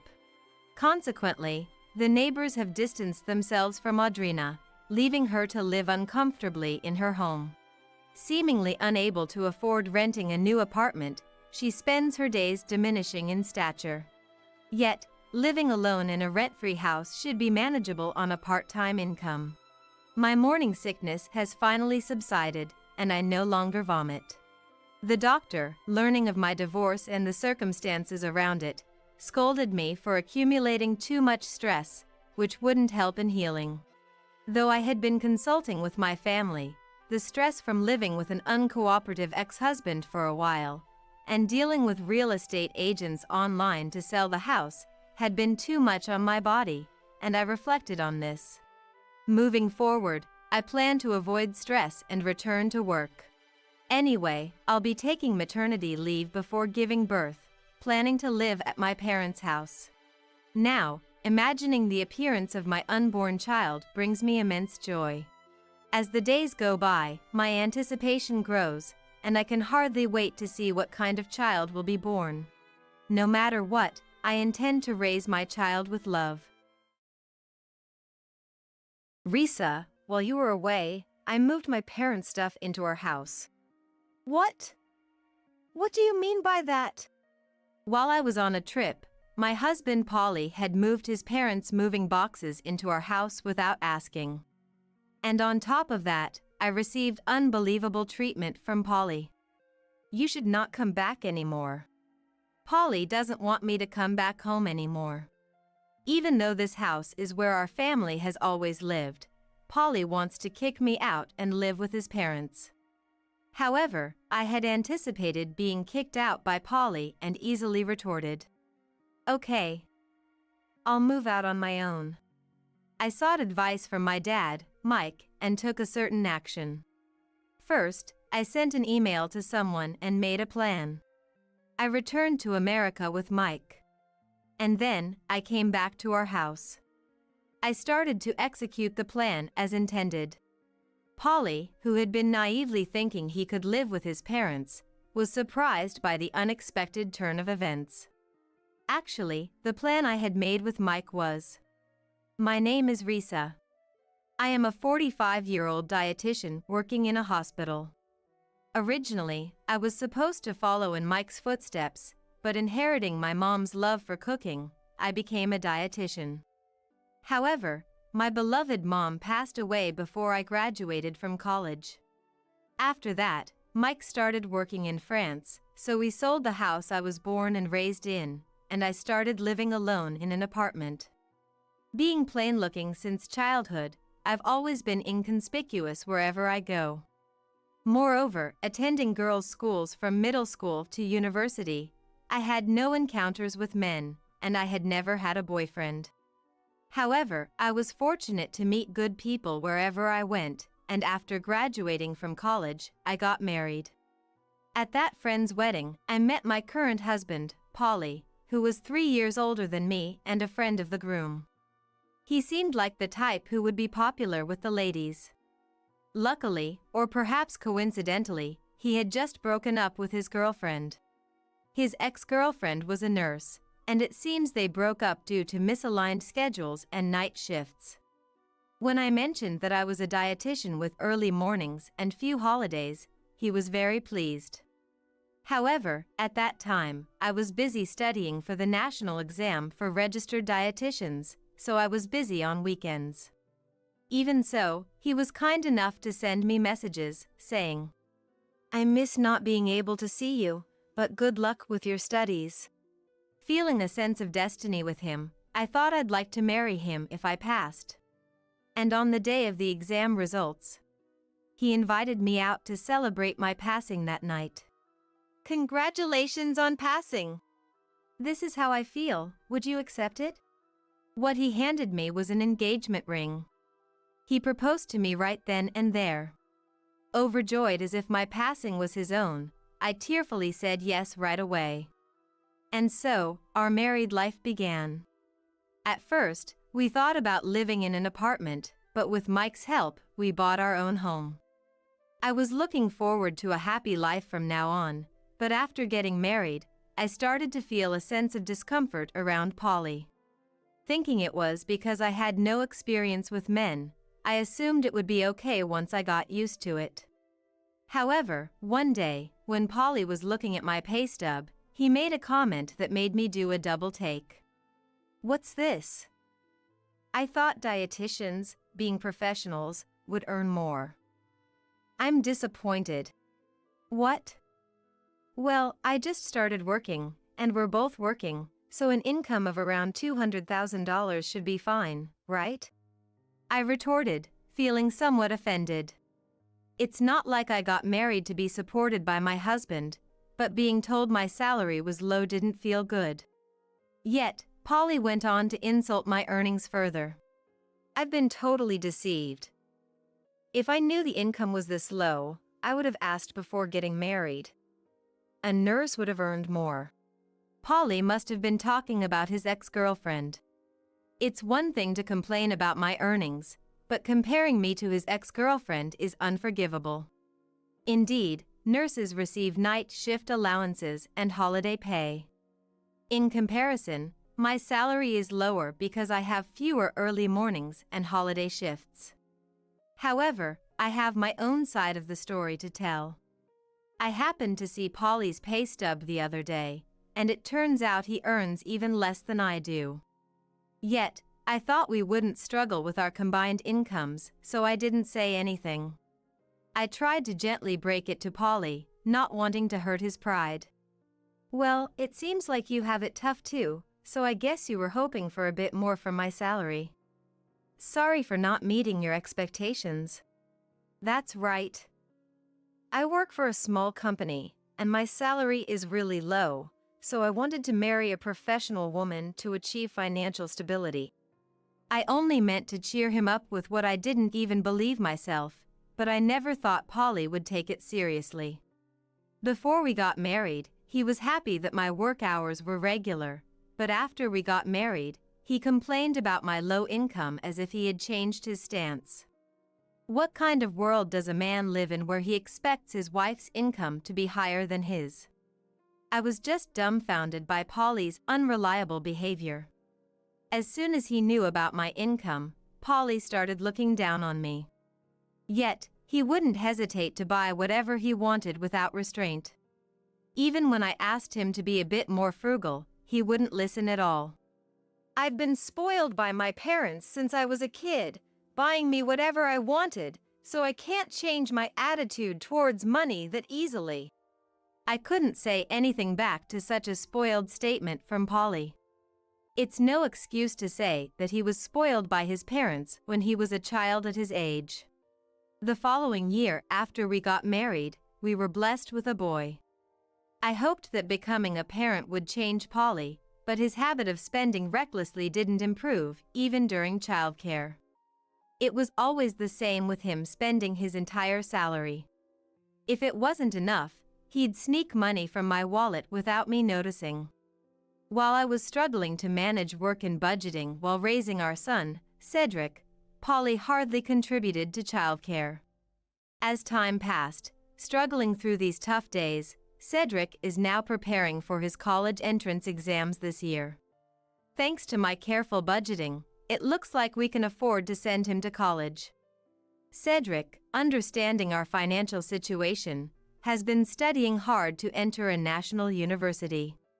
Yet, Polly came up with a ridiculous idea. Because I bought a new car last year, the loan repayments are tough. Plus, there's Cedric's exams, right? So, I've decided to sell my parents' house and have them move in with us. Wait, what are you saying? Suddenly living together like that, it's going to be a problem. Why? Risa, you get along with my parents, right? If we live together, we'll get their pension and become wealthier. Indeed, I don't hate the idea of living with my in-laws. It's just that I didn't like Polly's way of making decisions on his own. In terms of finances, we've been managing wealth so far, so there shouldn't be a problem as long as we don't indulge in luxuries. Why do you always decide everything selfishly? Even the new car, you bought it without consulting me. That's my car, so I don't need to consult you every time. Seeing Polly's selfish behavior, this time, Cedric got furious. Dad, enough is enough. When I go to college, I might come home late from part-time jobs or clubs. If grandparents Arnold and Rothy are living with us, it's going to be awkward, right? Why don't you discuss these things properly with Mom? Cedric, coming out of his room all of a sudden and raising his voice, left Polly wide-eyed in surprise. But the next moment, Polly turned to me, lashing out as if he was taking it out on me. Cedric talking back to me, his dad, like that is because of your poor parenting. Reflect on it. Saying that, Polly locked himself in his room and didn't come out for a while. I was happy that Cedric stood up for me. However, I was worried that the current home environment would affect his exam preparations. Despite my worries, Cedric successfully passed his first-choice national university. But tired of living with Polly, Cedric decided to move out and start living on his own. He said he wants to try his best on his own without relying on his parents, even if it means working part-time. Even so, Polly continues to ignore both me and Cedric. Ever since it's been just Polly and me at home, we don't even talk though we're in the same house. It feels suffocating. During these days, feeling mentally drained, I called my dad Mike in France to seek advice. Mike, worried about me, suggested I come to France for a while. I thought I couldn't take a long break because of my job, but it seems my colleagues were worried about my pale complexion recently. After explaining the situation, I was allowed to take some time off. However, I wanted to keep my consultation with Mike a secret from Polly. So, I told him I was invited on a trip by a friend. I hoped that if I was away for a while, Polly might cool down a bit. But heading to Mike's, an entirely unexpected situation unfolded. Starting with a call from Polly while I was in France. Risa, I've moved my parents' stuff into our house while you were away. What?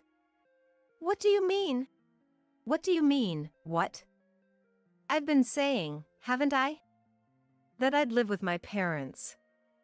More than that, Dad and Mom are angry with you. They said a wife who spoils their son like you is the worst. No way. I couldn't believe what Polly was saying. My in-laws shouldn't be the type to speak ill of me like that. So, I've decided we'll live with my parents and me from now on. If you were here, it'd inconvenience my parents. After all, you're the strict wife who makes their son speak ill of them. Polly must have badmouthed me to my in-laws. Maybe the part about them being angry with me was also a fabrication. Angry, I thought about shouting something back. But, to stay calm, I just said, "I'll call you back later," and hung up. Luckily, Mike was home, so I immediately shared the phone call's content with him. Mike, looking disgruntled, shook his head. Polly, really? Relying on his parents at his age. That's what I'm saying. I don't understand why I have to be the one kicked out. After a long discussion, Mike came up with a suggestion that excited me. I thought this would teach Polly a lesson.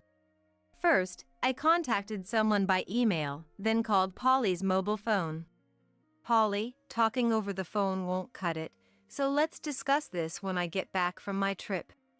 I said this calmly, but Polly, with a laugh in his voice, replied, "You shouldn't come back." Just as Mike advised, Polly didn't want me to return home. Expecting this, I retorted easily, "Okay, got it. I'll just move out on my own." Huh? Polly sounded taken aback by my unexpected response. But thinking I was just bluffing, he laughed and replied, "Move out? Where to, when you have nowhere to go?" "Oh, to the place I'm currently at." "What are you talking about? You're on a trip with friends. Wait, you're not with a man, are you?" Now he seemed to misunderstand that I was with a lover, so I decided to reveal the truth. "Well, if it's a man, it's indeed a man. But, you know, it's Dad." Mike's place." Polly sounded relieved. But he'd be surprised by the next part of the conversation. "Dad's living in a mansion in France now, so I've decided to live here too. That's why we're going to sell the house we've been living in." "What? What do you mean?" "Well, you should know, right? That house is in Dad's name, built for us." If I'm not living there, it's to be sold. What? But Dad and Mom are here right now. What are you going to do? That's what I said. It's no use talking over the phone. Polly, finally grasping the situation, hung up without saying anything else. He can't possibly imagine the further tragedy waiting for him upon my return to America. A week later, I returned home with Mike, where Polly was living with my in-laws. At the entrance, my in-laws greeted us with smiles. Mike, it's been a long time. Yes, I can't often return to America due to work. Risa has always been under your care. While Mike and my father-in-law Arnold were exchanging greetings, Polly quietly emerged. It seemed he hadn't yet informed them about the house sale. Looking awkward, Polly just bowed his head. Polly, the movers are coming today to pick up the stuff. Have you prepared everything? All your stuff is already packed. Oh, it's not just my things that are being moved out. Huh? Do I have to move my things out today, too? Polly's surprised shout caught Arnold's attention. What's going on, Polly? Why are your things being moved out? Polly, looking guilty, hesitantly explained the situation. Arnold became furious and started yelling at Polly. You said this house was bought under your name with a loan so we could live together. Making your parents ashamed, unforgivable. Arnold's thunderous voice left Polly speechless. Then, the moving truck arrived. After my things were moved out, my mother-in-law Rothy came out to direct the movers. Thank you for your hard work. Our stuff is prepared here, please take it. Rothy had neatly prepared all the household items, including Polly's. Seeing this, Polly was dumbfounded. Mom? What's happening? Why are you packing Dad's stuff too? Where are you planning to take it? Watching Polly panic and question Rothy, we all burst into laughter. You've been completely fooled. What? What's going on? Why is everyone laughing all of a sudden? Indeed, this was all a plan to trick Polly, discussed in advance by everyone here. The first person I contacted by email from France was Rothy. Rothy had been worried about my tired appearance for some time.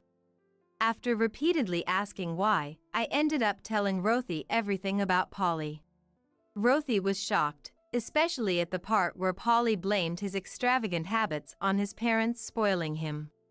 Rothy tearfully apologized for her parenting in front of me, which made me feel guilty. But Polly's wasteful spending wasn't Rothy's fault. As I comforted Rothy, our bond deepened. For me, without a mom, Rothy became someone I could consult about anything. Mike was aware of my close relationship with Rothy. Thus, he suggested involving the in-laws in our plan. Rothy, without letting Polly know, had been looking for a new place for them to live with Arnold. Arnold's scolding of Polly was all an act. I nearly burst out laughing at their convincing performance. Rothy, thank you for arranging the movers for me as well. Now, I can move to the house Dad built in France. I'm sorry, Risa. My son has caused you so much trouble. Rothy, we agreed not to say that, didn't we? Rothy and I laughed together. Polly, unaware of how close I was with his parents, looked surprised. Mom, where are we moving to? We've already sold our family home. We've already arranged a new place for us. Polly seemed relieved at Rothy's words. But that relief would soon be short-lived. So, it was like that. I worried for nothing. Then I'll just go there too, right? What are you talking about? That's a senior living apartment for Arnold to live in with someone else. Polly, you're not a child anymore. Find your own place to live. As soon as Rothy said this, Polly's face turned pale. That's impossible. I don't even have the money for moving, let alone find a new place. Indeed, Polly had squandered his salary on hobbies and entertainment, leaving him with no savings. No matter how he struggled now, it was his own responsibility. Desperate, Polly looked at me with pleading eyes. I could guess what he was about to say. By the way, Mike built quite a big house in France, right? I had no idea you were such a well-off lady. Listen, I'll do anything you say from now on, so could you take me with you to that house? Suddenly speaking in a sweet tone, he was indeed trying to rely on me. I had no intention of indulging such naive thoughts and firmly stated my position. I've been fooled by your kind words on occasion, but I can't forgive you anymore. You've barely contributed to our living expenses and have just been playing around. I don't want to be your wife anymore. I've already discussed this with Cedric on the phone yesterday, and we've decided to get a divorce. Cedric agrees it's for the best. I vented the feelings I had been holding back, feeling a sense of relief. My in-laws seemed to agree, nodding deeply. What am I supposed to do now? Polly cried, tears in his eyes, but my decision was firm. I presented him with the divorce papers and demanded his signature. Yet, Polly stubbornly refused to sign. Seeing this, Arnold showed his anger again. Polly, enough is enough. After all the trouble you've caused Risa, now you're thinking of relying on her parents' home. I'm ashamed to call you my son. That's right.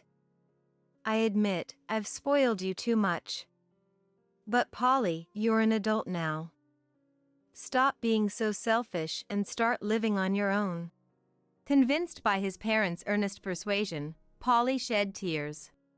What? Even Dad and Mom? Do I have no allies here? Muttering so, Polly signed the divorce papers. He then arranged to store his belongings in a storage unit and left the house alone.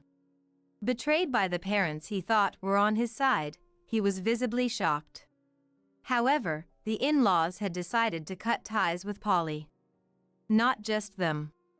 I also promised never to let Polly see Cedric again. This was a strong request from Cedric.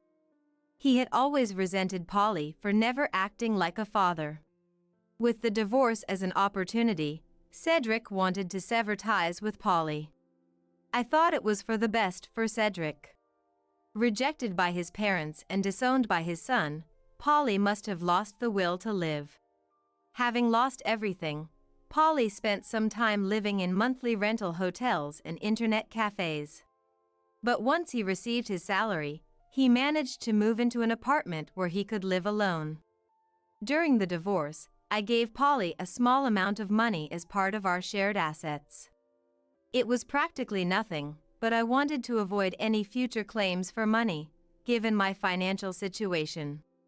In essence, it was severance pay. However, once Polly had a bit of financial leeway, he started getting into partying. Why do I know this? Because Polly contacted me, saying, I'll find a woman with a good income and make you regret leaving me. Initially, after becoming alone, Polly would contact me just to express his loneliness. But once he had money, his attitude became arrogant again. After some time, the communications from Polly suddenly stopped. I wondered if he had found a new girlfriend, but it turned out the situation was far more serious. According to the former in-laws, Polly had fallen for a nurse he met at a party. Despite not being reciprocated, Polly persistently pursued her. At worst, he even showed up at her apartment. As a result of his relentless stalking, he was reported and arrested in the act. The former in-laws, having intended to sever parental ties, were troubled by their son's scandal, feeling deeply sorry for them. Being a parent is tough. No matter how much you try to distance yourself, you're still responsible when something happens. Despite causing so much trouble for his parents, Polly seemed unrepentant. During the interrogation, It was true love, he kept insisting. This led to a judgment that he was not remorseful, and his release was delayed. Such a man is better off cooling his head in prison for a while.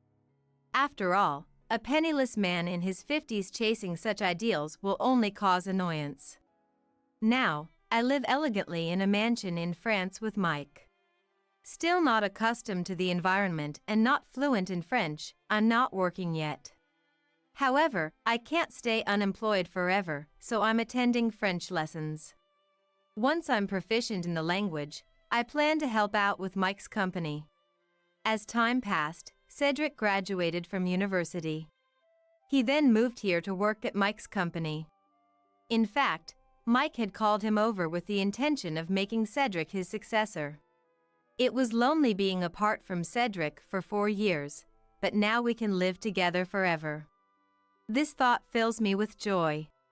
Now that I've become quite fluent in French, I assist with Mike's company and work as a cooking class instructor locally. Though my marriage failed, my life in France is very fulfilling. Despite being in my mid-40s, this is an ideal environment to enjoy life. I've decided to forget my past self, who worried about being plain and unpopular, and live positively.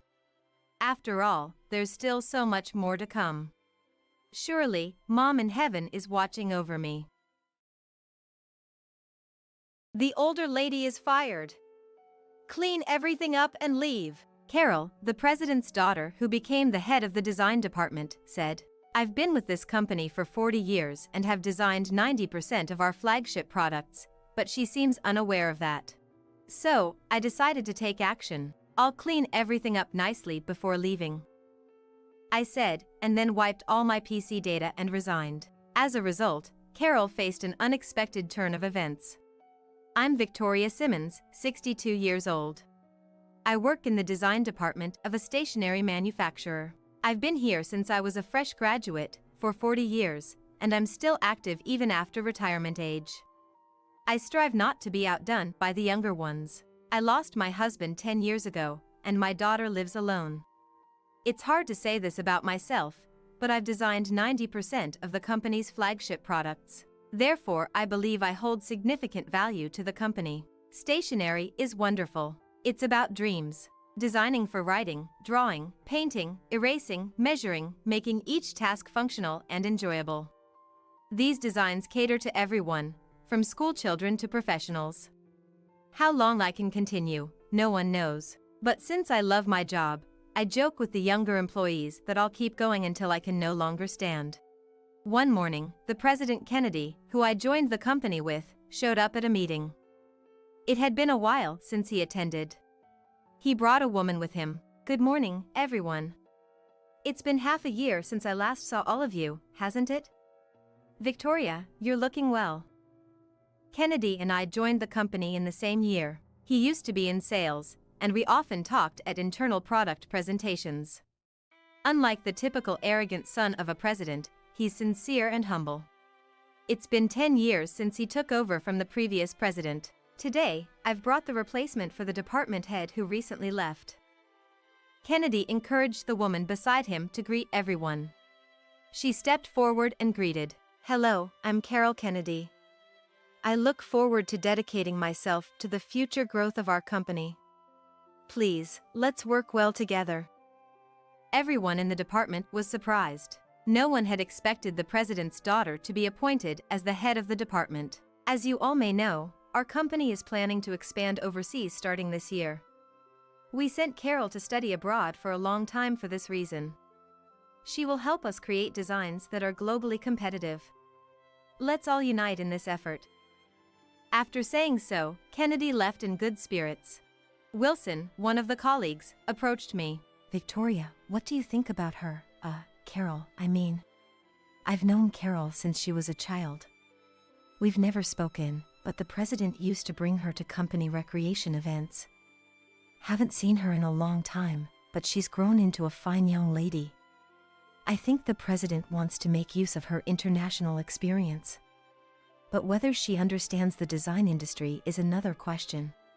So, we'll see how she does, huh?" I could sense a hint of disdain for Carol in Wilson's expression. Wilson, we just need to focus on our responsibilities. Yes, you're right. I'm sorry. However, as it turned out later, Wilson's intuition was spot on. A month had passed since Carol took charge. We continued as usual, brainstorming new ideas for stationery and designing in front of our computers. Everyone, I have something to say. Is that okay? Carol said so and walked to the center of the room. She then started speaking. We will start developing products for the international market next month, starting with UK.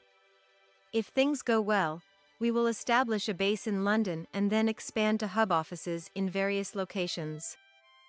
Wilson's eyes widened. So, as a start, we will develop new products. The ideas and designs will be decided through an internal competition. The strategy was to sell some of our existing products while simultaneously developing new ones. The release of the new products, both domestically and internationally. It was set for 6 months later. I had a question. Carol, is there a specific concept for the product development? Her face, which had been amiable until then, hardened. The fact that I didn't mention a concept means it's the same as before. Simmons, you're our most veteran employee, right? I didn't expect such a basic question from someone like you. I was taken aback by her unexpected response. If I had to say, I don't want anything outdated. With a composed face, Carol finished speaking and returned to her desk. The internal competition was held weekly. I thought, wouldn't it be wonderful if, like Hollywood movies, American origin stationery could become popular worldwide? I kept searching for new product ideas. What's different from my younger days is that the number of ideas that come to mind decreases with age. However, the quality of each idea has certainly improved. So, I wasn't worried even if I didn't come up with ideas every week. But Carol seemed not to tolerate that. In this past month, everyone has worked hard. We've had over 200 ideas, with Wilson contributing 20%. It's not just about quantity, especially since we don't know what the market expects. We need as many ideas as possible. She was clearly speaking with me in mind. Unfazed, I gave Wilson, who was modestly giving a thumbs up, a secret wink. Well, it can't be helped if nothing comes up. But, as professionals, is it acceptable? Only 5 ideas in a month might indicate you've run out of ideas after being in the business for so long. I don't understand that world, but it doesn't seem like you're trying. She looked straight at me, without averting her eyes even once.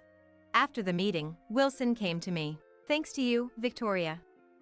Your way of expanding associations was amazing. Ideas just keep coming. But Carol is too blatant. It's really annoying. It's okay. It's true that not many ideas are coming out. But, has she seen your ideas? Just talking numbers here. 1 of yours equals 10 of ours. Does she understand that? That's all right. Maybe the British won't like my ideas. The final judgment is by the users. Another month passed. We narrowed down our ideas and designed about 50 specific products from them. None of my ideas were selected, but about 5 of my designs were nominated. Carol seemed displeased by that. Today, a buyer from UK, Mr. Lee, will visit us. He's agreed to take over our agency there. We hope to decide today, but at least we want to narrow it down to about 5. Especially the younger ones, look forward to it. In the afternoon, Lee arrived and headed to the conference room with Carol. They returned after about 3 hours. Congratulations, Wilson. I think it will be one of your 3 designs. Carol spoke to Wilson with a big smile. He looked surprised. Later, I heard that everyone thought one of my designs would be chosen. Thank you. But, are you sure? Shouldn't it be Victoria's? That's fine. Mr. Lee liked it, and so did I. Oh, yes. Thank you very much. Indeed, we can't match the sensibilities of the younger generation. Simmons, it's unfortunate, but that's how it is. Carol said that with a spiteful look. That might be true. I have no hard feelings about Wilson being chosen. In fact, I'm genuinely happy for him. It's wonderful when my colleague makes their mark in the world. I spoke from the heart. Then, Carol's face flushed with anger. That's so irritating. What's with this saintly act of yours? You can only come up with 4 or 5 ideas a month and still act so high and mighty. Do you think everyone respects you just because you've been here the longest? Her words were unexpected. I never thought she saw me that way, but at the same time, my anger was ignited. Excuse me, but how much do you actually know about design? Do you remember the process of selecting everyone's ideas and designs? None of the works you favored are left in the final selection. You lack a professional's eye. You don't understand our struggle. At that point, she lost her composure. Oh dear. To think you'd say such things to me. I'm a manager, you know? She approached me. Her eyes bloodshot. You're done here as of today. The older lady is fired. Clean everything up and leave. I was surprised by her sudden change, but I felt no resistance to her command to leave. Though I thought her remark about being an older lady was uncalled for. I understand. I'll clean everything up nicely before leaving. But I'm worried about what happens next. What are you talking about? Worrying about what happens after you leave? Don't pretend to care. The department will rejuvenate, and the young energy will keep coming. It's all good. She laughed triumphantly, looking as if her anger had subsided. I'm relieved to hear that. I'll start right away. I said emotionlessly and began clearing my belongings. There was nothing particularly important to keep or hand over, so I discarded almost everything. I saved my designs on my memory stick, wiped the PC data, yes, erased everything. I also cleared the shared memory on the internet. Hey, Simmons, don't forget to submit your resignation. It's the rule. Of course. After saying that, I immediately wrote my resignation letter and handed it to her. She remarked, "Wow, that was quick," and took it with a refreshing smile. I tried to appear relieved, but I couldn't tell how she perceived it. Then, until the end of the day, I went around bidding farewell to my colleagues. That night, they hastily organized a farewell party for me. Surprisingly, it turned into a chorus of criticism and complaints about Carol. I became increasingly worried about the future of the design department. The next morning, I woke up to bright sunlight. It seemed I had gotten drunk last night, for the first time in many years, so much so that I couldn't remember when last I had felt this way. I had forgotten to close the curtains on the east-facing window and slept through. Suffering from a rare hangover, I groaned while heading to the kitchen. I grabbed a bottle of water from the fridge and gulped it down. Then, I sat on the living room sofa, feeling blank. My mind was empty, but that was a sensation I hadn't felt since my student days, which strangely made me a bit happy. However, old habits die hard. Despite not feeling hungry, I thought I should make breakfast. Take it easy, you have all the time now. I said to myself and chuckled. Then I thought of calling my daughter and visiting her. Right, I should do what I've always wanted to do. I muttered. Just then, my mobile phone rang. It was Kennedy. Good morning, Mr. Kennedy. What's the matter? Calling so early. It's not about what's the matter, Victoria. I tried calling you last night too. Never mind that. Could you come to the office, please?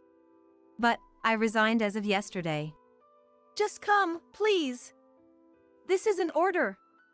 I'll be in my office. All right. An order, that's not something one says to someone who has resigned. Yet, I thought, if he's insisting so much, it must be something urgent. I soothed my aching head with hot coffee, gulping it down as it cooled. Then, I called a taxi and headed to the office. Excuse me. I knocked and entered the president's office. Good morning. Sorry for calling you in so early. Kennedy wanted to hear about what happened yesterday. I explained everything, careful not to exaggerate my words or reactions. I see. I am very sorry about that.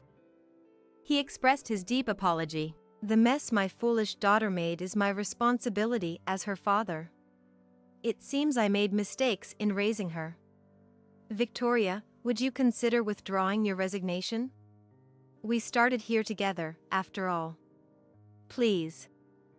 I had harbored no negative feelings towards him, only gratitude for employing me for a long time. But his words caught me off guard. President Kennedy, it's not fair using our shared past like that. So, will you? All right. I'm counting on you. Morning. Saying that, he entered the design department office. I was told to wait in the hallway until called. The door was left open, so I could hear the conversation inside. Dad, what are you doing here? Did we have a plan? Do not call me Dad here. His uncharacteristically stern tone seemed to surprise Carol. I have a question for you, Carol. What is it? The two began to speak in a formal tone. Why did Victoria resign? Oh, as per her resignation letter. Personal reasons. Don't lie. Kennedy glared at Carol as he spoke in a low voice. It's not a lie. She left because of her age. The surrounding staff were all left speechless. Don't lie. I've heard everything about what happened. In that instant, Carol glanced sharply at the employees. Someone spilled the beans. And muttered under her breath. Suddenly, Kennedy raised his voice. Don't make a fool of me. Carol stood up, startled, her eyes wide open. Victoria. I was called and immediately entered the room. Carol's eyes were so wide open, it seemed they might fall out. Carol, I heard it from Victoria. You don't seem to understand what you did. She seemed to have calmed down a bit. Even so, she took a deep breath before proceeding. How do I know if her story is true? Fool! Carol collapsed to the floor. Who do you think you are? Don't underestimate the real world. Listen, you don't understand Victoria's value to our company at all. The conversation had turned into one between parent and child. It's not just about how long she has worked, Carol said defiantly. Kennedy was completely exasperated. How dare you? Victoria has been faithfully serving for 40 years, designing 90% of our flagship products. She's the backbone of our company. Without her, the design department would fall apart. She's irreplaceable. You, on the other hand, are easily replaceable. Understand? Carol was at a loss for words, but she bit her lip and glared at Kennedy. Then you should have told me that. How am I supposed to know if no one tells me? She spoke like a petulant child, and laughter could be heard from the staff. Carol glared at them. Seeing that, Kennedy turned towards the staff. Everyone, I am truly sorry. This incident is my responsibility as her father. That's right, I never wanted to be in this department in the first place. Dad is to blame. I thought my blood vessels might burst. You are unbelievably hopeless. Kennedy and Carol both looked surprised, caught off guard. I had made up my mind. Carol, let me be clear. You are not cut out for a managerial role. In fact, you have a fatal flaw as a professional. Your conversation with President Kennedy just now proves it. You may have forgotten, but you called me an older lady. And as I've said before, your judgment in design is non-existent. It's hopeless. Carol was still in shock. I've changed my mind and decided to come back to work, for the sake of the president and the design department. I've chosen to cherish my passion. I then said to Kennedy, I'm sorry for my outburst. He shook his head and replied, Not at all. Thank you. Carol was biting her lip in frustration again, this time looking down. Then, a phone call came. It was for Carol, but after a moment of hesitation, Kennedy answered it. The caller was Lee. Kennedy listened, nodding and showing surprise at times, and eventually said, That's fine. I apologize for the inconvenience. We look forward to continued cooperation. He hung up. It was about the selection of the design. Lee said that although my design was his top choice, he reluctantly went with Wilson's due to Carol's strong insistence and persuasion. He found it hard to discard my design and thus reached out.